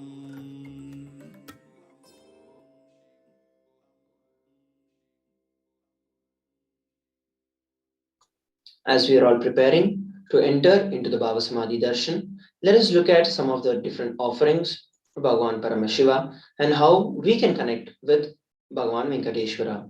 The first and foremost is the Nilavutopadi, which is a very special offering to Bhagavan Venkateshwara. There's a beautiful tradition in the Tirumala Tirupati temple called the Nilavutopadi, where the devotees of Bhagavan Venkateshwara offer whatever they have, money, gold, jewels, etc. in the Hundial as an offering of their incompletion and the karmas at the feet of Venkateshwara.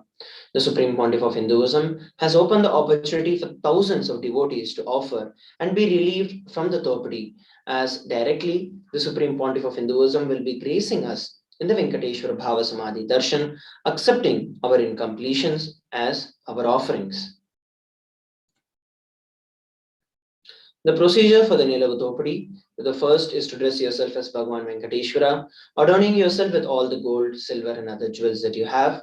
And after the Bhava Samadhi Darshan, spread out a clean piece of cloth, preferably white, in front of Swamiji's Atmamurti, and remove from the space of abundance the jewels that you want to offer to Bhagwan Venkateshwara. Place them one by one in an organized manner on the cloth. Take a photo of the jewels neatly arranged on the cloth and update in the form mentioned below. And once you've taken the photo of the jewels and uploaded in the form, put them together and tie the cloth securely with 3 knots.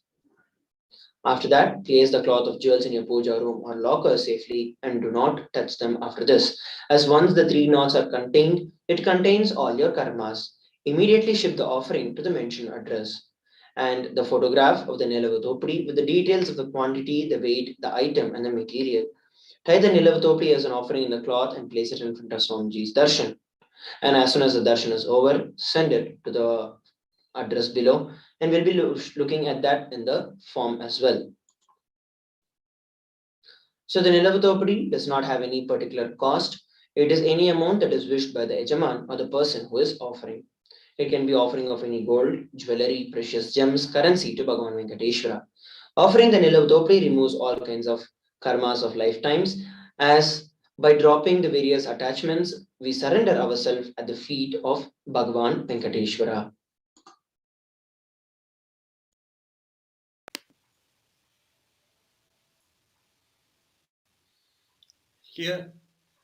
Here's the offering to Venkateshwara, the Sankalpa offering. Offering a Sankalpa conscious resolution blesses the person offering with all fruition of the desires and wishes that he is yearning for. You can head over to tiny.cc/BSD Sevas -1st May to reach the page where you can offer the Sevas. The next offering is a very powerful offering, which is the Swarna Ashtotra Kasa, and it costs $75 or $151 or the $251, where each name of Lord Venkateshwara, Shrivari, the 108 names are inscribed on each gold coin, and this is offered to Bhagavan Venkateshwara. As you can see, the 108 names of Paramashiva here. So head over to tiny.cc/BSD offerings. Offering of the Sankalpa, the conscious resolution, blesses the person offering with all the fruition of desires and wishes that he's yearning for. And it can be either $75 or $151 or $251. The next is the Swarna Tulasi Patram. The Supreme Lord is causelessly merciful upon his devotees, so much so that even the poorest of the men can offer him a little water and a flower in devotion and thus please him. This is due to his affectionate dealings with his devotees. Offer a Tulasi with pure love and receive his grace forever. And this costs $600.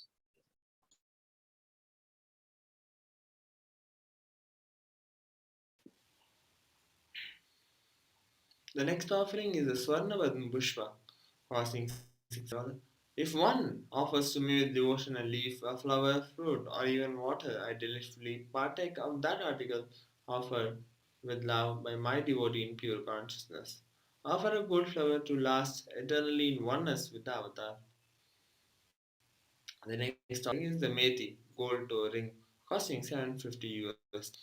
The offering of Abharanas to Vishnu, the jingling anklets on the feet of Vishnu, Abharana for ankles, 2 rings on his feet, bracelet on his arm, and Abharana on his waist, offer the 2 ring for Venkateshwara, off to receive his blessings for longevity and a prosperous life.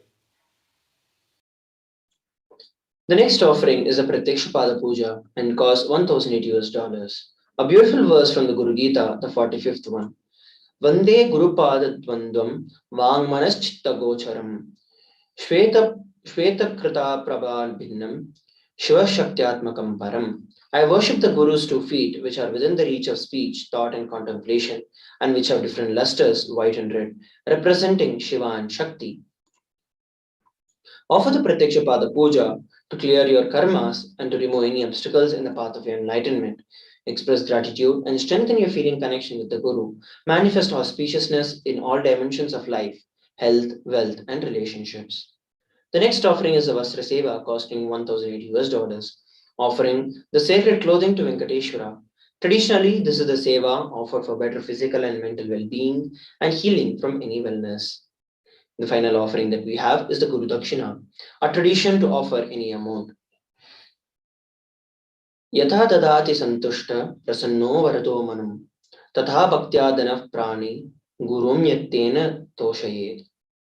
When you're devoted and in oneness, the Guru gives the mantra. Therefore, one should offer the wealth and even with his very life with him with devotion. This is from the Kularnava Tantra, the 12th chapter and 18th verse. The e-hundi donations with other general donations, where you can donate at your capacity and wish for Bhagwan Venkateshwara. It can just be even $1, but make it as a tradition to offer in us something as Guru Dakshina when you receive the darshan. So here are the different types of offerings. You can head over to tiny.cc/BSD Sevas-1st May. Please take a few moments to do this as we enter into the next segment. The registration form in the Sankalpa for the Abharanas are at tiny.cc/Bhavasamadhi. Those who want to make an immediate payment can head over to tiny.cc/BSD Sevas and 1st May. Please take a few moments to do this.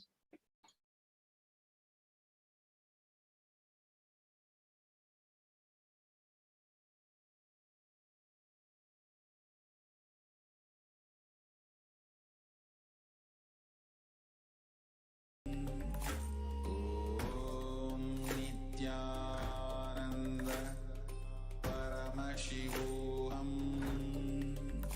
Om Nithyananda Paramashivoham. Om Nithyananda Paramashivoham. Om Nithyananda Paramashivoham. Om Nithyananda Paramashivoham. Om Nithyananda Paramashivoham.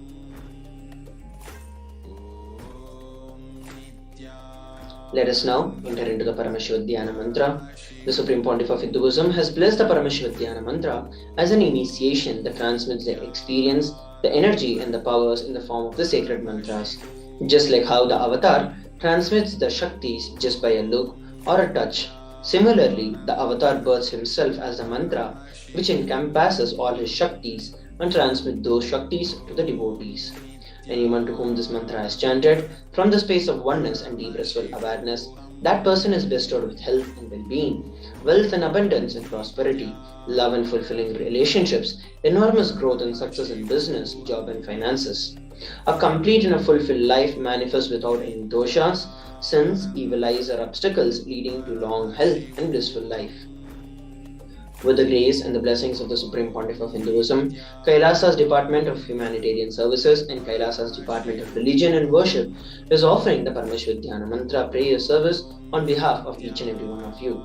Today, we are going to offer our prayers and request blessings of Bhagwan Venkateshwara in the Nijavatara of the Supreme Pontiff of Hinduism on behalf of each and every one for the following benefits: healing of health issues, healing of psychological stress and anxiety, healing of addictions, depression, pain patterns, improved career, health, relationships with spouse, family and profession, and breakthrough in the wealth dimension. Protection for children, protection from natural calamities, protection from lost wages and income, solution to any problem, breakthrough in creativity, increased inspiration, moving out of debt, experiencing increased energy and vitality, healing from any insecurities, protection from direct or indirect effects of the pandemic, for the leadership consciousness to be awakened, healing from genetic or inherited disorders, experiencing completion in your very muscle memory and biomemory, completion with your biological mother, experiencing the feeling connection with the cosmic mother, awakening the divine feminine consciousness, and ultimately for the grace and the blessings and the protection of the Supreme Pontiff of Hinduism to always be with you. Let us now begin the chanting of the Dhyana mantra. Nithyanandam Paramasukadam Kevalam Jnanamurtim Dvandvatitam Gaganasadrisham Tattvamasyaadilaksham Ekam Nityam Vimalamachalam Sarvadi Sakshibhutam Bhavatitam Trigunarahitam Sadguruntam Namami. I surrender to that Sadguru, who is the eternal bliss, the bestower of the supreme happiness, the one who is the embodiment of wisdom, who is beyond duality, who is omnipresent, to whom the supreme goal is giving the enlightenment experience, who is eternal, pure and unshakable, who is a silent spectator of all thought processes, who is beyond emotions, who is without the three qualities called the Sattva, Rajas and Tamas. When you make a conscious resolution in the presence of the avatar, the power of the Sankalpa itself will deliver the experience and manifest your reality. Om Namo Pata Samasta Durita Kshadvara Bhagavat Shri Nithyananda Paramashiva Prityartam. I am taking this conscious resolution today for destroying all my karmas and sins, and in order to please Bhagavan Shri Nithyananda Paramashivam. Asya Devadevasya Mahadevasya Akhilandakoti Brahmandanayakasya, who is the God of all gods, who is the greatest of gods, lords of universes and multiverses, and who is God of the cosmos. Sakala Jagat Srishti Sthiti Samhara Tirobhava Anugrahakya Panchakritya Parakinasya, The one who does the cosmic actions of creation, sustenance, rejuvenation, pulling out of delusion and liberation. Adimadhyantarahidasya Aprameya Parakramasya Tattvatta Gocharasya, the one who is the beginning, middle, and end, the one who is immeasurable. Akara Ukara Makaratmaka Pranavatmakasya Rishabharudasya Mahadevasya Kamikadi Vatulanta Mahatantrakya Shevagamaswarupasya Sakala Nigamagaswarupasya Shuddhadvaita Saivaswarupasya Nityananda Padastasya Nityananda Swarupasya Shuddha Satchidananda Vigrahasya Rupa Rupatitasya Sakala Nishkala Swarupasya Nitya Niranjana Niramaya Nirvikara Akhandhadi Visheshanasya Shri Nithyanandeshwari Parashakti Sameta Shri Nithyanandeshwara Paramashivasya Shri Nithyanandeshwari Parashakti Sameta Shri Nithyanandeshwara Paramashiva Avatara Bhutasya Sarvadeva Devi Swarupasya Bhagavataha Shri Nithyananda Paramashivacha Prityartam Shubhe Shobhane Muhurte Adya Brahmanaha Dvitiya Parardhe Shri Shvetavaraha Kalpe Vaivasvatamanvantare अष्टाविंशतितमे नित्ययुगे प्रथमे पादे जम्बूद्वीपे भारतवर्षे भरतखण्डे मेरोः दक्षिणे पार्श्वे शकाब्दे अस्मिन् वर्तमाने व्यवहारिके प्रभवादीनां षष्ट्याः संवत्सराणां मध्ये शुभनाम संवत्सरे शुभायने शुभऋतौ शुभमासे शुभपक्षे शुभदितौ शुभवासरयुक्तायां शुभनक्षत्र शुभयोग शुभकरण एवं गुणविशेषणविशिष्टायाम् अस्यां शुभदितौ.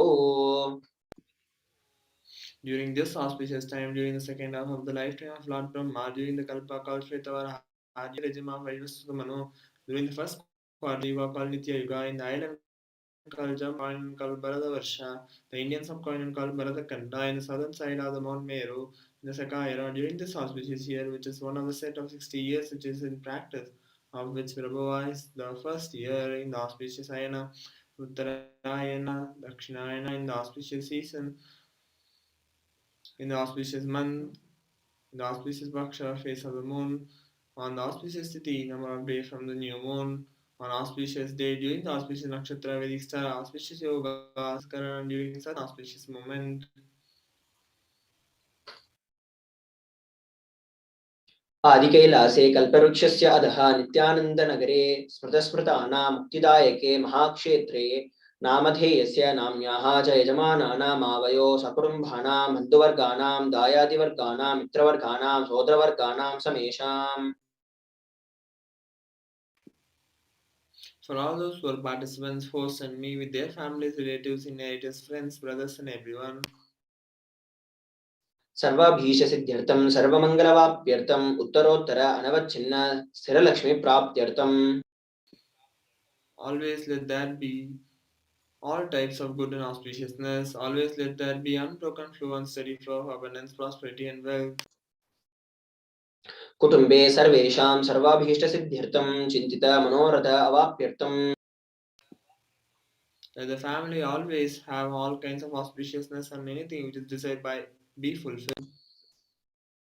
समेषाम् आदिव्याधि निवृत्त्यर्थं समेषां शिरादि पादपर्यन्तं विद्यमानानां समेषु अङ्गेषु जनित जनिष्यमान सकलविध नानाविध रोगाणां व्यपोहार्थं तद्वारा अरोगदृढगात्र तव पुः सिद्ध्यर्थम्. Let all chronic diseases be healed. Let all kinds of diseases and disorders in the body, starting from head till toe, which has occurred or which is yet to occur in the various parts of the body, be healed. Let a strong, diseaseless, healthy, handsome, and graceful body be obtained. समेषां परैः कर्तृभिश्च कृत करिष्यमान सकलविध मंत्रतंत्र यंत्र विषचूर्ण अभिचार स्तंभन मारन उच्चाटन विद्वेषण वशीकरण आदि मंत्रिका प्रयोगे व्यः रक्षाण प्राप्त्यर्थं तद्वारा समेषां सर्वाभीष्ट सिद्ध्यर्थम्.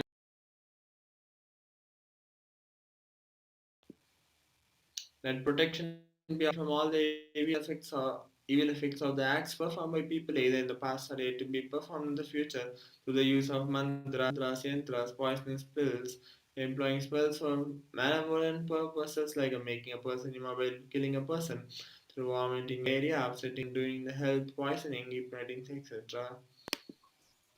अपमृत दोष निवृत्त्यर्थं काल मृत्यु दुर्मृत्यु निवृत्त्यर्थं.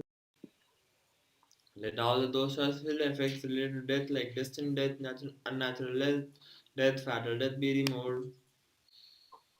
समेषाम् अंतर्दृष्टि बाह्य दृष्टि कूर दृष्टि व्यापार दृष्टि अनुकूल दृष्टि प्रतिकूल दृष्टि इत्यादि सकलविध दृष्ट दोष निवृत्त्यर्थम्. Let all the effects of evil eyes from known and unknown sources, effects of cruelty eyes, evil eyes of business enemies, effects of evil eyes of people who may project as if they are our well wishers, and the effects of evil eyes of people who are against our well being be removed. समेषाम् अंतःशत्रु बहिःशत्रु क्रूर शत्रु व्यापार शत्रु अनुकूल शत्रु प्रतिकूल शत्रु इत्यादि सकलविध शत्रुबाध निवृत्त्यर्थम्. Let all the effects of inner enemies and outer enemies, fierce enemies, business enemies, enemies who protect themselves as good, and enemies who work against our well being be removed. समेषाम् मातृशापादि सकलविध शापानां व्यपोहरार्थम्. Let the effects of all the curses right from the mother be removed.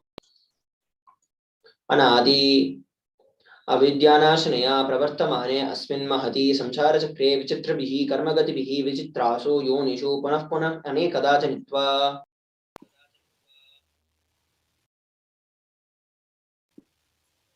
From time immemorial, due to ignorance, we get caught in the vast cycle of birth and death. Due to the effects of our action, we take birth and again in various bodies, which is quite strange.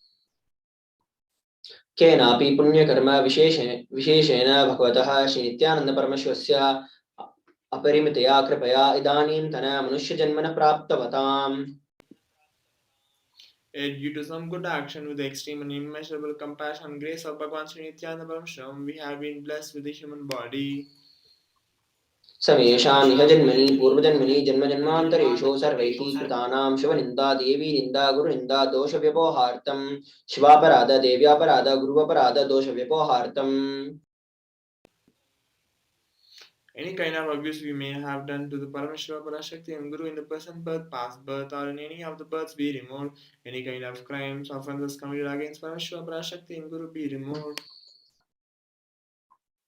ब्रह्महत्या सुरापान स्वर्णस्थेय गुरुतल्पगमान तत्संसर्गाख्य पंचमापातकादि समस्त पाप व्यतिरिक्तार्थम्.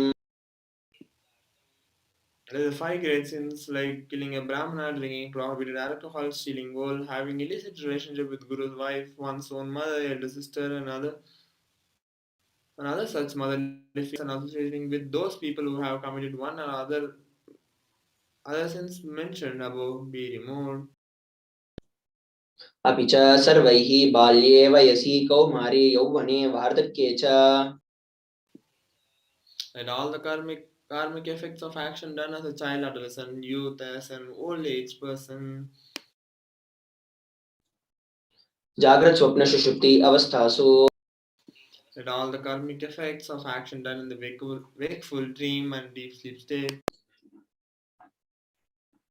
कर्मेन्द्रिय ज्ञानेन्द्रिय व्यापारैः संभावितानां रहस्यकृतानां प्रकाशकृतानां Let all the sins done through karmendriyas, the five organs which perform action like speech, hand, feet, excreting and reproductive organs, and jnanendriyas, the five organs which receive information like ears, eyes, nose, tongue, and skin.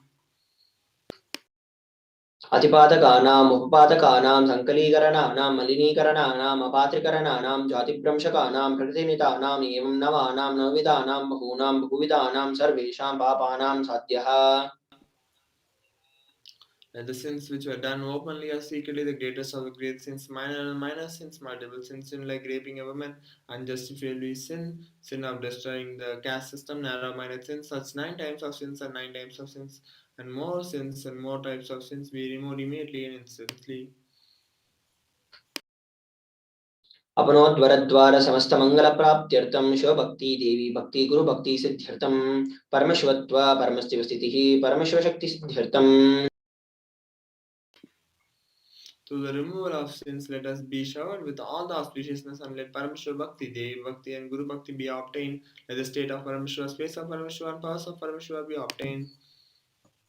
कुटुम्बे सर्वदा सन्मंगल प्राप्त्यर्थम अन्योन्य प्रेमाभिवृद्ध्यर्थम पूर्णत्व सिद्ध्यर्थम सर्वपापनिवृत्त्यर्थम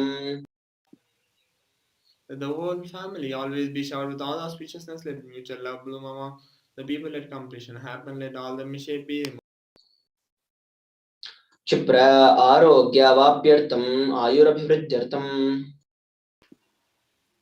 Let the healthy body be obtained instantly and immediately. Let longevity be bestowed. व्यापारे उद्योगे च सर्वजनवशीकरणार्थं तद्वारा उन्नतोन्नतस्थानप्राप्त्यर्थं Let your charishma impress everyone in business and job, and through that, let you attain the best of the best position. बहुदान सौख्य प्राप्त्यर्थं गृह कनक पशुपुत्र पौत्र धनधान्य सौख्य प्राप्त्यर्थं Let extremely wealthy and happy life happen. Let various wealth be showered in the form of house, gold, cattle, children, grandchildren, money, and all the comforts related to worldly life. आदित्यादीनां नवानां ग्रहाणां दोषपादनिवर्तनार्थम् आदित्यादीनां नवानां ग्रहाणाम् अनुकूल्यता सिद्ध्यर्थम् Let all the malefic effects of the 9 planets be removed and let the auspicious be bestowed by the grace of all the 9 planets. भूम्यान्तरिक्षे विद्यमान भूतप्रेत पिशाच राक्षस ब्रह्मराक्षस वेताल कुष्माण्ड डाकिनी शाकिनी इत्यादि सर्वारिष्टनिवार्तनार्थम् Let all the evil effects that cause calamities on the planet, the evil effects from various demonic beings like Bhuta, Preta, Pisasa, Rakshasa, Brahmarakshasa, Vetala, Kushmanda, Dakini, Shakini be removed. मनोव्याकुलता निवारणार्थम् Let the mental confusion and worry be removed. प्रारब्धे कर्मणि करिष्यमाणे कर्मणि आदिदैविक आदिभौतिक आध्यात्मिक विघ्न निवारणार्थम् Let all the obstacles be removed with regard to actions done or going to be done relating to God, world, and समस्त मणि निवारणार्थं धनलक्ष्मी धान्यलक्ष्मी संतानलक्ष्मी सौभाग्यलक्ष्मी विद्यालक्ष्मी शौर्यलक्ष्मी वीरलक्ष्मी विजयलक्ष्मी इत्यादि अष्टलक्ष्मी परिपूर्ण कृपा कटाक्ष सिद्ध्यर्थम् let all the loans be removed. Let all the Ashtalakshmis like Dhan Lakshmi, wealth, Dhani Lakshmi, food and grains, Santan Lakshmi, offspring, so Bhagya Lakshmi, fortune, Vidya Lakshmi, knowledge, Sauri Lakshmi, bravery, Veer Lakshmi, heroism, Vijay Lakshmi, success be removed. परीक्षास्तु उन्नत स्थाने विजय प्राप्त्यर्थं सर्वाविद्यापारंगतसिद्ध्यर्थं मेधाशक्ति ग्रहणशक्ति अभिवृद्ध्यर्थं At the top rank, we operate in the examinations. Let all the excellence be acquired in all the fields of knowledge. Let the memory power, understanding ability to be इत्यादि सकलविध सन्मंगलानि गुरुकृपाकटाक्षेण प्राप्त्यर्थं by the grace of the Guru. Let all the above auspicious be showered upon.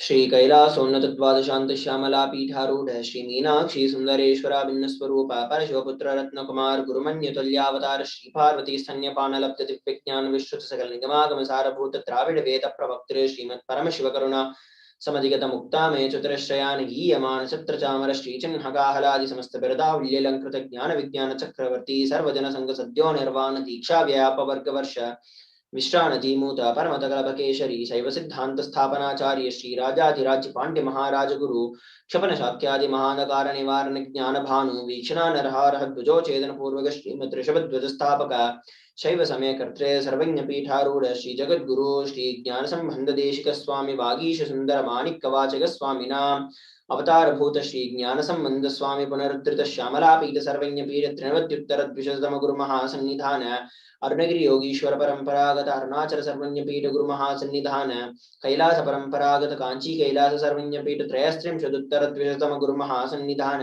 नित्योत्सव नित्य मंगल नित्य रचित नित्यानंद कैलास परंपरागत आदि कैलास नित्यानंद पीठ महासंस्थान महासिंहासन पीठ कर्त्रे साक्षात् श्री परमशिव समुद्भूत कैलास परंपरागत वैवस्वत मन इक्ष्वाकु हरिश्चंद्र भगीरथ श्रीरामचंद्र शूरसेन इत्यादि अनवच्छिन्न सार्वभौम चक्रवर्ती परंपरागत चतुष्षष्टि योगिनी मंडित चतुष्षष्टि संप्रदाय प्रवर्तक मनु धर्मशासन सूर्यवंश प्राप्त सर्वज्ञ पीठ सुरांगी साम्राज्य मूर्धाभिचिक्त चूड़ामणि साक्षात् श्री परमशिव समुद्भूत कपिल महागुरु पुनरुद्धृत महानिर्वाणी पीठ अष्टोत्तर सहस्र श्री महामंडलेश्वर साक्षात् श्री परमेश्वर सिंहासनाभिषिक्त समस्त गणनायक महागणपति समारंभ अनवच्छिन्न पीठाधीश्वर गुरु परंपरा प्राप्त अठलपीठ अष्टोत्तर सहस्र श्री अठलपीठाधीश्वर धर्म मुक्ति स्वर्गपुर स्वर्णपीठ त्रयोविंश गुरु महासन्निधान कैलास परंपरागत आदिपीठ सर्वज्ञ पीठ जगत गुरु श्री कैलास पुनरुद्धारक श्री कैलास ब्रह्माचार्य श्रीमत् परमहंस परिव्राजकाचार्य वर्य सच्चिदानंद प्रणव स्वरूप श्रोत्रिय ब्रह्मनिष्ठ श्रीमद जगत गुरु श्री श्री भगवत श्री नित्यानंद परमेश्वर श्री ज्ञान संबंध देशिक परमाचार्य स्वामिनां प्रीत्यर्थम तेषां पादारविन्दयोः भक्ति सिद्ध्यर्थं गृहकृपाकटाक्ष सिद्ध्यर्थं क्षेम स्थैर्य वीर्य विजय आयुरारोग्य ऐश्वर्याणाम् अभिवृद्ध्यर्थं धर्मार्थ काम मोक्ष चतुर्विध फल पुरुषार्थ सिद्ध्यर्थं समस्त मंगलवाप्यर्थं समस्त दुर्दोपशान्त्यर्थं समस्त मंगलवाप्यर्थं भगवत श्री नित्यानंद परमेश्वर प्रसादेन सकुटुम्बस्य ज्ञान वैराग्य जीवन मुक्ति प्राप्त्यर्थं च श्री नित्यानंदेश्वरी पराशक्ति समेत श्री नित्यानंदेश्वर परमेश्वर श्री नित्यानंदेश्वरी पराशक्ति समेत श्री नित्यानंदेश्वर परमेश्वर अवतार भूत सर्वदेव देवी स्वरूपस्य भगवतः श्री नित्यानंद परमेश्वरस्य च ध्यान षोडशोपचार सर्वोपचार अर्चनाराधना पूजा प्रार्थनं करिष्ये। ओम आनंदगंधनिलयाय नमः। ओम भवरोगभेषजाय नमः। ओम कल्पतरवे नमः। ओम पशुपतये नमः। ओम पाशविमोचकाय नमः। ओम ईप्सितफलदायकाय नमः। ओम भाग्यवृत्तिपरिवर्तकाय नमः। ओम आदिव्याधि विनाशकाय नमः। ओम समस्त कल्याण गुणान्विताय नमः। ओम विडदिपुरीशाय नमः। ओम श्री कैलासपतये नमः। ओम शिवशक्ति ऐक्यस्वरूपाय नमः। ओम ह्रीं नित्यानंदाय नमः। ओम हां हौं शिवाय नमः। ओम श्री नित्यानंदेश्वरी पराशक्ति समेत श्री नित्यानंदेश्वर परमशिवाय नमः। ओम श्री नित्यानंदेश्वरी पराशक्ति समेत श्री नित्यानंदेश्वर परमशिव अवतार भूत सर्वदेव देवी स्वरूपाय श्री श्री भगवत श्री नित्यानंद परमशिव श्री ज्ञान संबंध देशिक परमाचार्य स्वामिने नमः। ओम Nityanandam.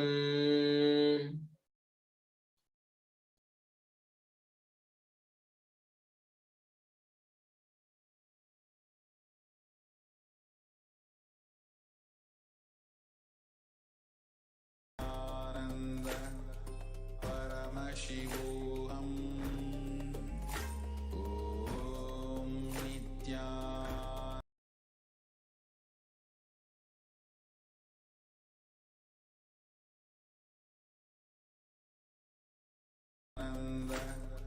Paramashivoham.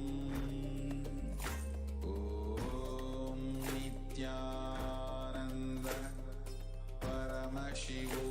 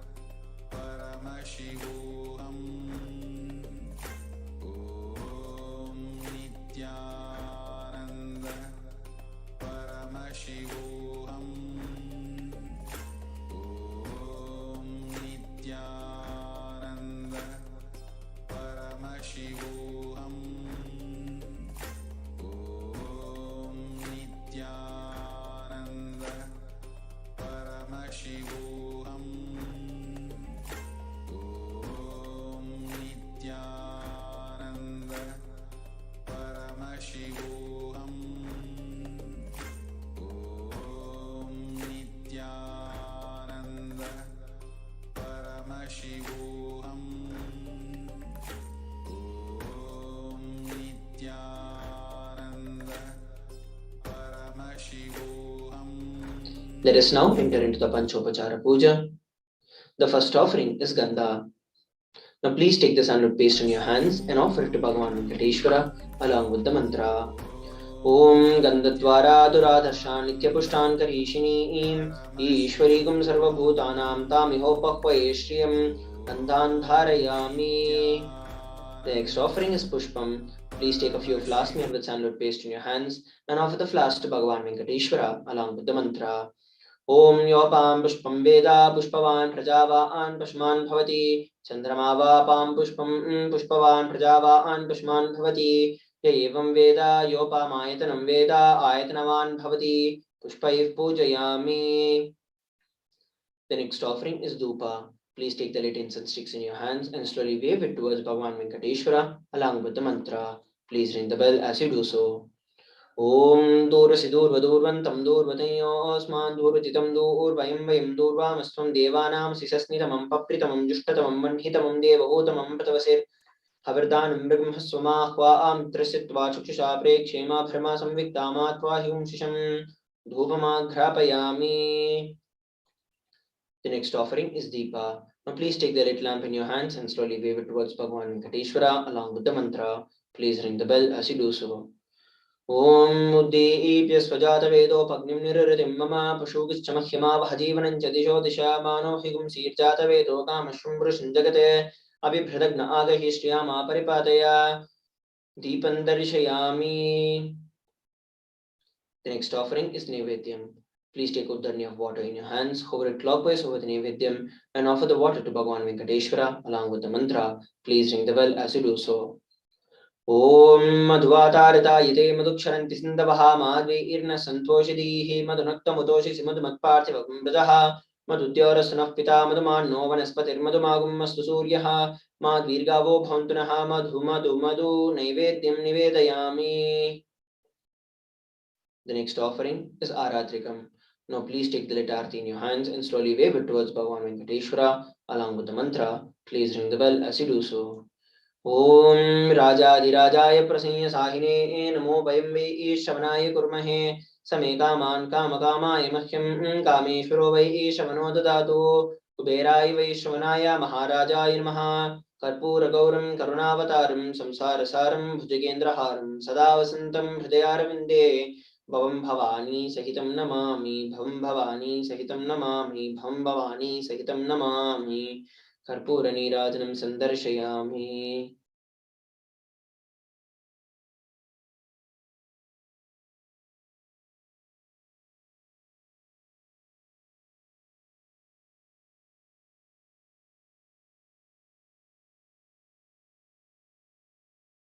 Om Nithyananda Paramashivoham.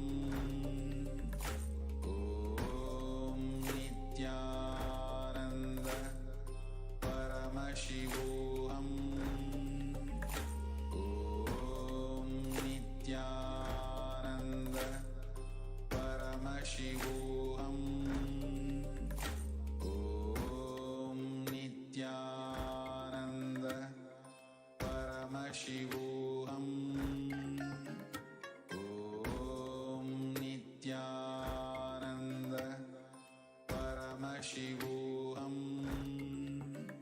Om Nithyananda Paramashivoham. Om Nithyananda Paramashivoham. Om Nithyananda Paramashivoham. Om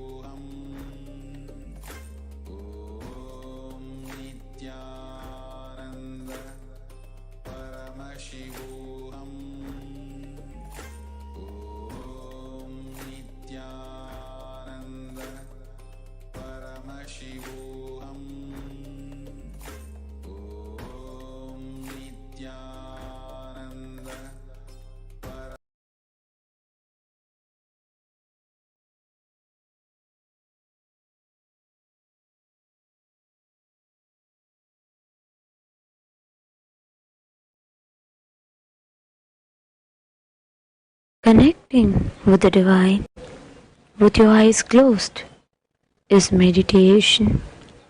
Connecting with the divine with your eyes open is darshan. Come, let us all now move from meditation to darshan. Slowly, very slowly, please open your eyes.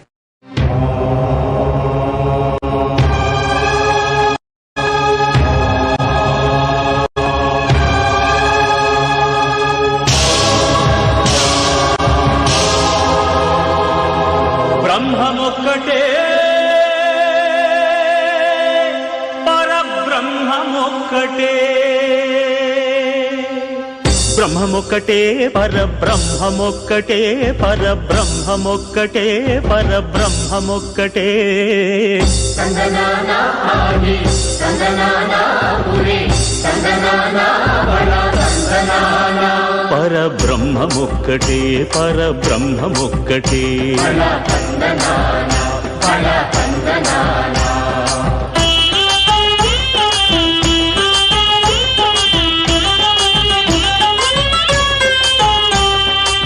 నిండార రాజు నిద్రించు నిద్రయునొకటే అండనే బంటు నిద్రాదియునొకటే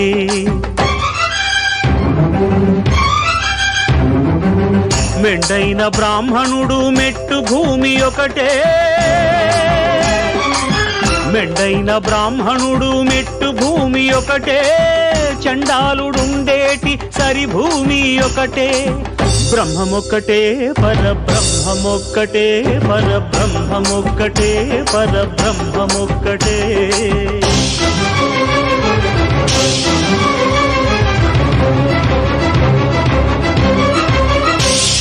కడగి ఏనుగు మీద కాయు ఎండొకటి పుడమి శునకము మీద పొలయు ఎండొకటి కడుపుంగులను పాపకర్ములను సరిగావా జడియు శ్రీ వెంకటేశ్వరు నామమొకటే కడుపుంగులను పాపకర్ములను సరిగావా జడియు శ్రీ వెంకటేశ్వరు నామమొకటే బ్రహ్మమొక్కటే పరబ్రహ్మమొక్కటే పరబ్రహ్మమొక్కటే పరబ్రహ్మమొక్కటే సంగనానా ఆది సంగనానా పురి సంగనానా బల సంగనానా పరబ్రహ్మమొక్కటే బల సంగనానా పరబ్రహ్మమొక్కటే బల సంగనానా పరబ్రహ్మమొక్కటే బల సంగనానా పరబ్రహ్మమొక్కటే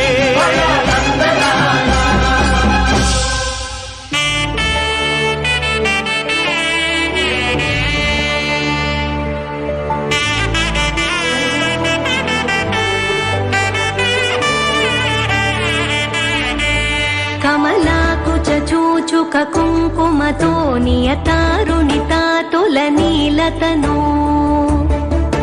కమలాయతలోచనలోకపతే విజయీ భవ వెంకటశైలపతే సచతుర్ముఖ షణ్ముఖ పంచముఖ ప్రముఖాఖిల దైవతమౌలిమణే శరణాగత వత్సల సారనిధే పరిపాలయ మాం వృషశైలపతే అతివేలతయా తవ దుర్విషహైరనువేల కృతైరపరాధశతైః భరితం త్వరితం వృషశైలపతే పరయా కృపయా పరిపాహి హరే అధివేంకటశైలముదారమతే జనతాభిమతాధికదానరతాత్ పరదేవతయా గదితాన్నిగమై కమలాదయితాన్న పరం కలయే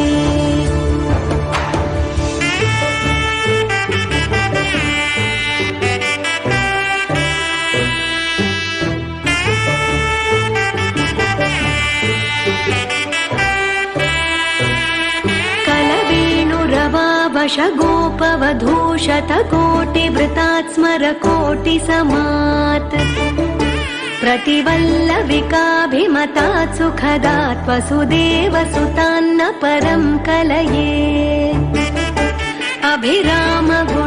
अभिरामगुणाकरदाशरथे जगदेकधनुर्धर धीरमते रघुनायक राम रमेश विभो वरदो भवदेव दया जलधे अवनीतनया कमनीयकरं रजनीकरचारुमुखाम्बुरुहम् रजनीचरराजतमो मिहिरं महनीयमहं रघुराममये सुमुखं सुहृदं सुलभं सुखदं स्वनुजं च सुखाय ममोघशरम् अपहाय रघुद्वहमन्यमहं न कथञ्चन कञ्चन जातु भजे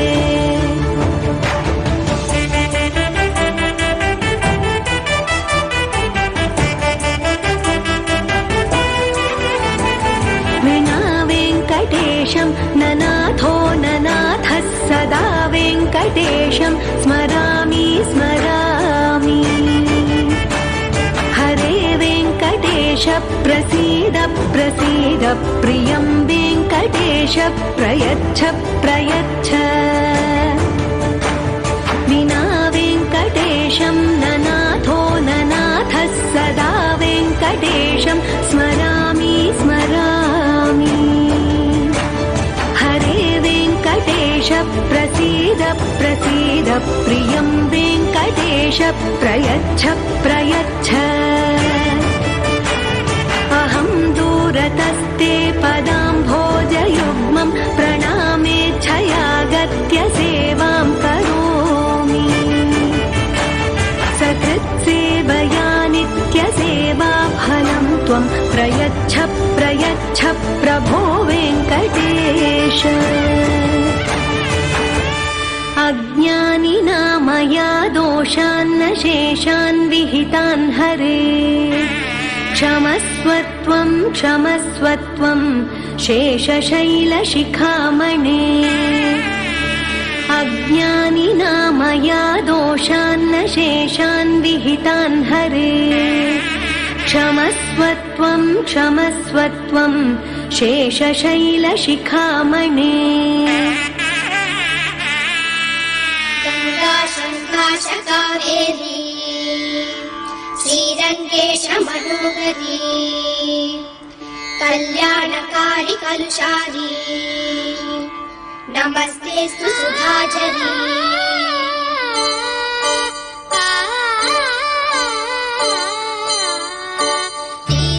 श्रीरङ्गरङ्गनाथनिन् पादवन्दनं सेय्यडी श्रीदेवी रङ्गनायकि नामं सन्ततं सोल्लडी श्रीरङ्गरङ्गनाथनिन् पादवन्दनं सेय्यडी श्रीदेवी रङ्गनायकि नामं सन्ततं सोल्लडी इன்பம் பொங்கும் தென்கங்கை நீராடி மஞ்சள் குங்குமம் மங்கை நீ சூடி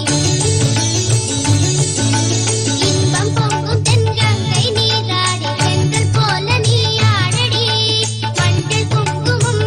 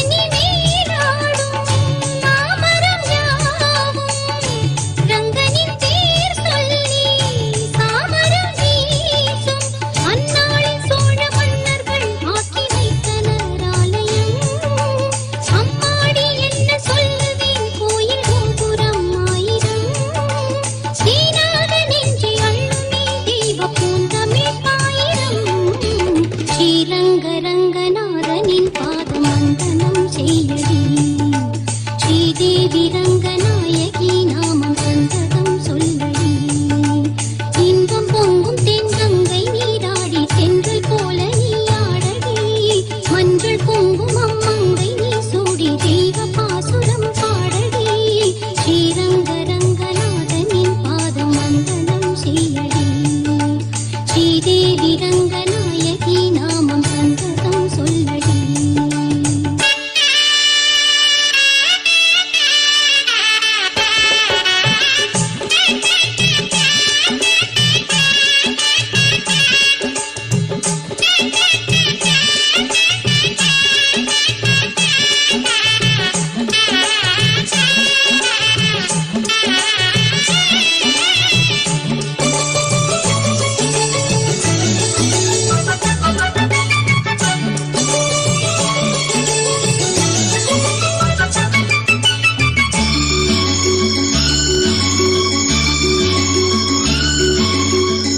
கன்னடம் தாய் வீடு என்றிருந்தாலும் கன்னி உன் மறு வீடு தென்னகமாகும் கங்கையில் மேலான காவிரி தீர்த்தம் மங்கள நீராட முன்வினை தீர்க்கும் நீர் வண்ணம் எங்கும் மேவிட நஞ்சை புஞ்சைகள் பாரடி ஊர் வண்ணம் என்ன கூறுவேன் தெய்வலோகமேதானடி வேறெங்கு சென்ற போதிலும் இந்த இன்பங்கள் ஏதடி ஸ்ரீரங்க ரங்கநாதனின் பாதம் வந்தனம் செய்யடி ஸ்ரீதேவி ரங்கநாயகி நாமம் சந்ததம் சொல்லடி இன்பம் பொங்கும் தென்கங்கை நீராடி சென்றல் போல நீராடடி மஞ்சள் குங்குமம் மங்கை நீ சூடி தெய்வ பாசுரம் பாடடி ஸ்ரீரங்க ரங்கநாதனின் பாதம் வந்தனம் செய்யடி ஸ்ரீரங்க ரங்கநாதனின் பாதம் வந்தனம் செய்யடி ஸ்ரீதேவி ரங்கநாயகி நாமம் சந்தனம் சொல்லடி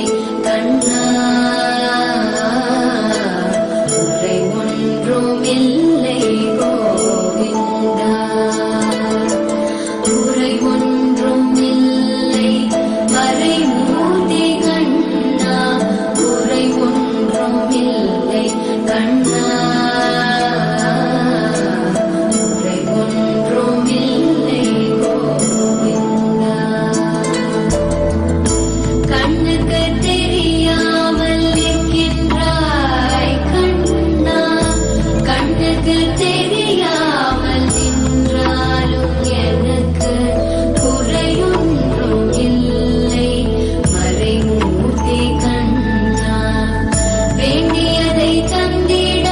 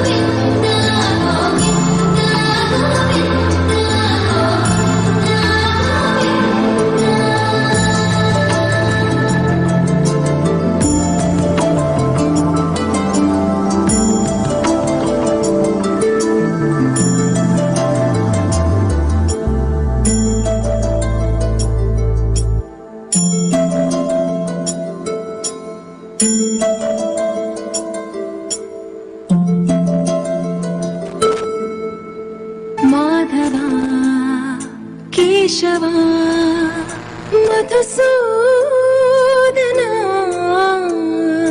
మాధవా కేశవా మధుసూదనా నందనందనా నరహరి నారాయణ పరమాత్మ పరంధామ పరమానంద అచ్యుత అనంత గోవింద అచ్యుత అనంత గోవింద వేయి నామాల వాడ వెంకటేశుడా మూడు నామాల ముద్దు శ్రీనివాసుడా వేయి నామాల వాడ వెంకటేశుడా మూడు నామాల ముద్దు శ్రీనివాసుడా కోటి కోటి దండాలయ్య కోనేటి రాయడా కోటి కోటి దండాలయ్య కోనేటి రాయడా కోరుకున్న వారి కొంగు బంగారు దేవుడా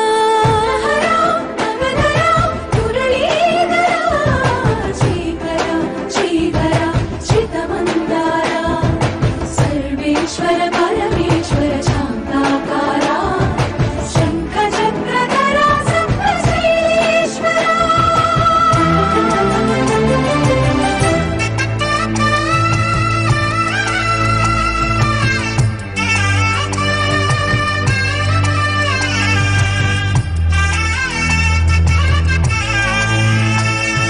సుప్రభాత సేవలో సూర్యుడవయ్యా సూర్యుడవయ్యా అజ్ఞానపు చీకటులను అణచెదవయ్యా మాధవా కేశవా అభిషేక సేవలో మురిసేవయ్యా మురిసేవయ్యా ఆత్మ కల్మషముల కడిగి కాచేవయ్యా శ్రీకర శ్రీధర కోటి కోటి దండాలయ కోనేటి రాయడా కోరుకున్న వారి కొంగు బంగారు దేవుడా పద్మనాభ హృషికేశ పద్మనాభ హృషికేశ పన్నగ శయన పరశురామ బలరామ రఘుకుల రామ పురుషోత్తమ పుణ్య పురుష పుండరీకాక్ష వామన వాసుదేవ వాంఛిత వరద వేయి నామాల వాడ వెంకటేశుడా మూడు నామాల ముద్దు శ్రీనివాసుడా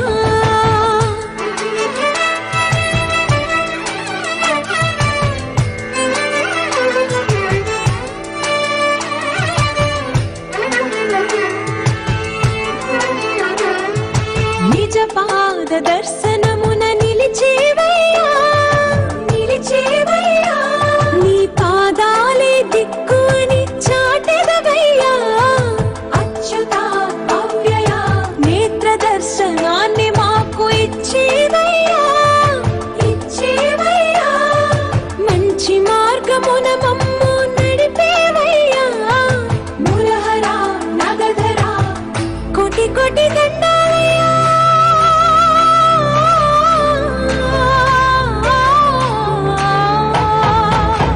కోటి కోటి దండాలయ్యా కోనేటి రాయడా కోరుకున్న వారి కొంగు బంగారు దేవుడా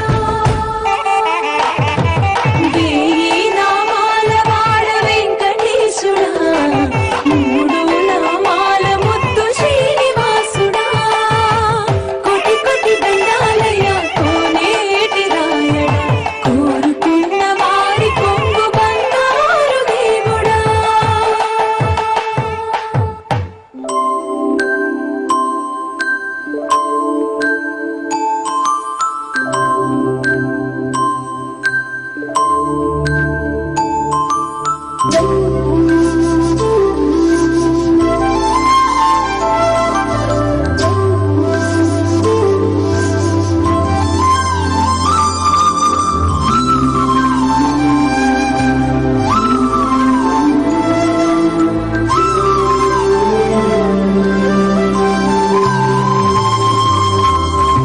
పొడగంటిమయ్యా మిమ్ము పురుషోత్తమా పొడగంటిమయ్యా మిమ్ము పురుషోత్తమామమ్ము ఎడయకవయ్యా కోనేటి రాయడ పొడగంటిమయ్యా మిమ్ము పురుషోత్తమామమ్ము ఎడయకవయ్యా కోనేటి రాయడ పొడగంటిమయ్యా మిమ్ము పురుషోత్తమా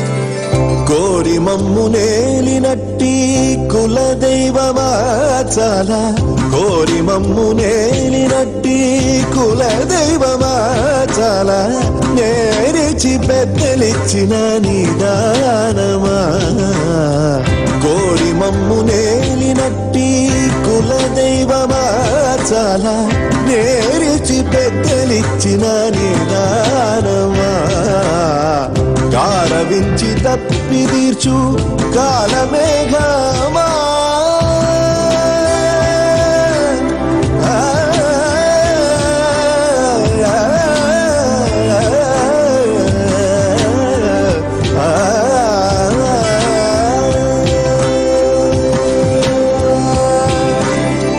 గారవించి తప్పి తీర్చు కాలమేఘమా మాకు చేరువ చిత్తములోని శ్రీనివాసుడా గారవించి తప్పి తీర్చు కాలమేఘమా మాకు చేరువ చిత్తములోని శ్రీనివాసుడా పొడగంటిమయ్యా మిమ్ము పురుషోత్తమా.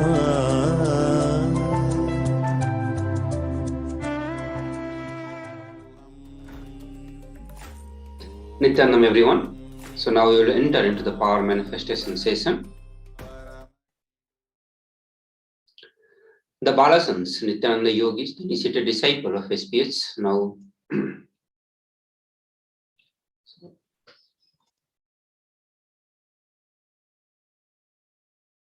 just change.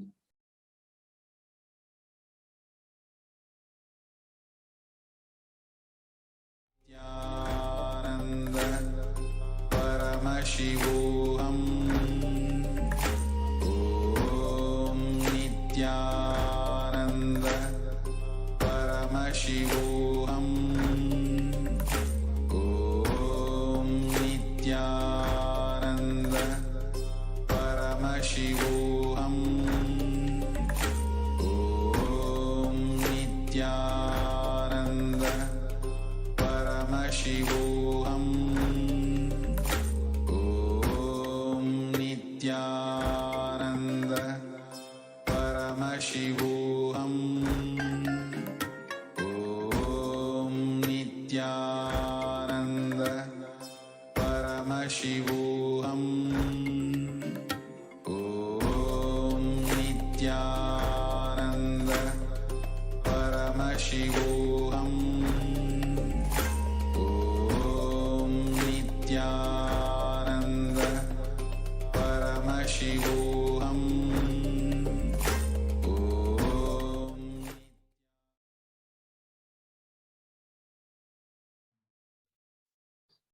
Nityanandam everyone. Sorry for the technical glitch. After the powerful Bhavasamadhi Darshan of Bhagavan Venkateshwara with the Supreme Pontiff of Hinduism, Jagadguru Mahasannidhana, His Divine Holiness Bhagavan Sri Nithyananda Paramashivam, all of us are now initiated into the third eye awakening and various other powers. We will be manifesting the following powers today. The third eye, where you are going to be seeing with your eyes blindfolded, and the power of Mahima, being able to increase the height of your partner. With the grace and blessings of Swamiji and the powerful Diksha that all of us received during the Bhavasamadhi Darshan, all the powerful cognitions, powerful conscious conclusions life positivities are now awakened in our consciousness. Manifestation of these extraordinary Shaktis map all of the powerful cognitions into our consciousness. Every ultimate truth mapped into your consciousness manifest as possibility and power of every being.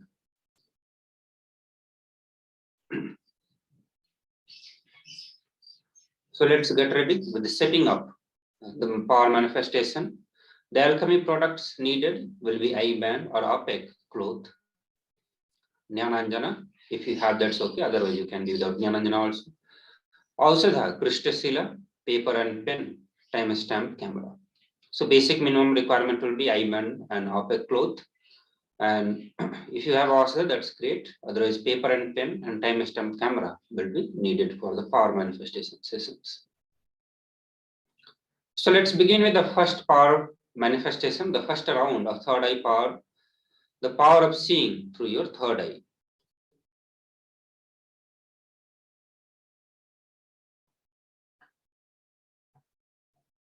The Shastra Pramana or the scriptural reference to manifest the powers of third eye, this is from Vijnana Bhairava Tantra, where it says, by fixing the mind on the inner space within the crown center and sitting stably without any movement, having the eyes closed, by that stability of mind and inner space, one directly sees the ultimate goal by having the vision beyond the sight. That reveals any object or place attaining the space of oneness, Paramashivoham. The Apta Pramana, where Bhagavan Sri Krishna initiates Arjuna from Bhagavad Gita, 11th chapter, 8th verse. He says in the Hindu Purana Bhagavad Gita, Bhagavan Krishna initiates Arjuna into the power of third eye to behold Bhagavan Sri Krishna, Vishwarupa Darshan. The 11th chapter of Bhagavad Gita, which contains the description of Bhagavan Sri Krishna's cosmic form, is narrated by Arjuna as he sees Bhagavan Krishna through the third eye.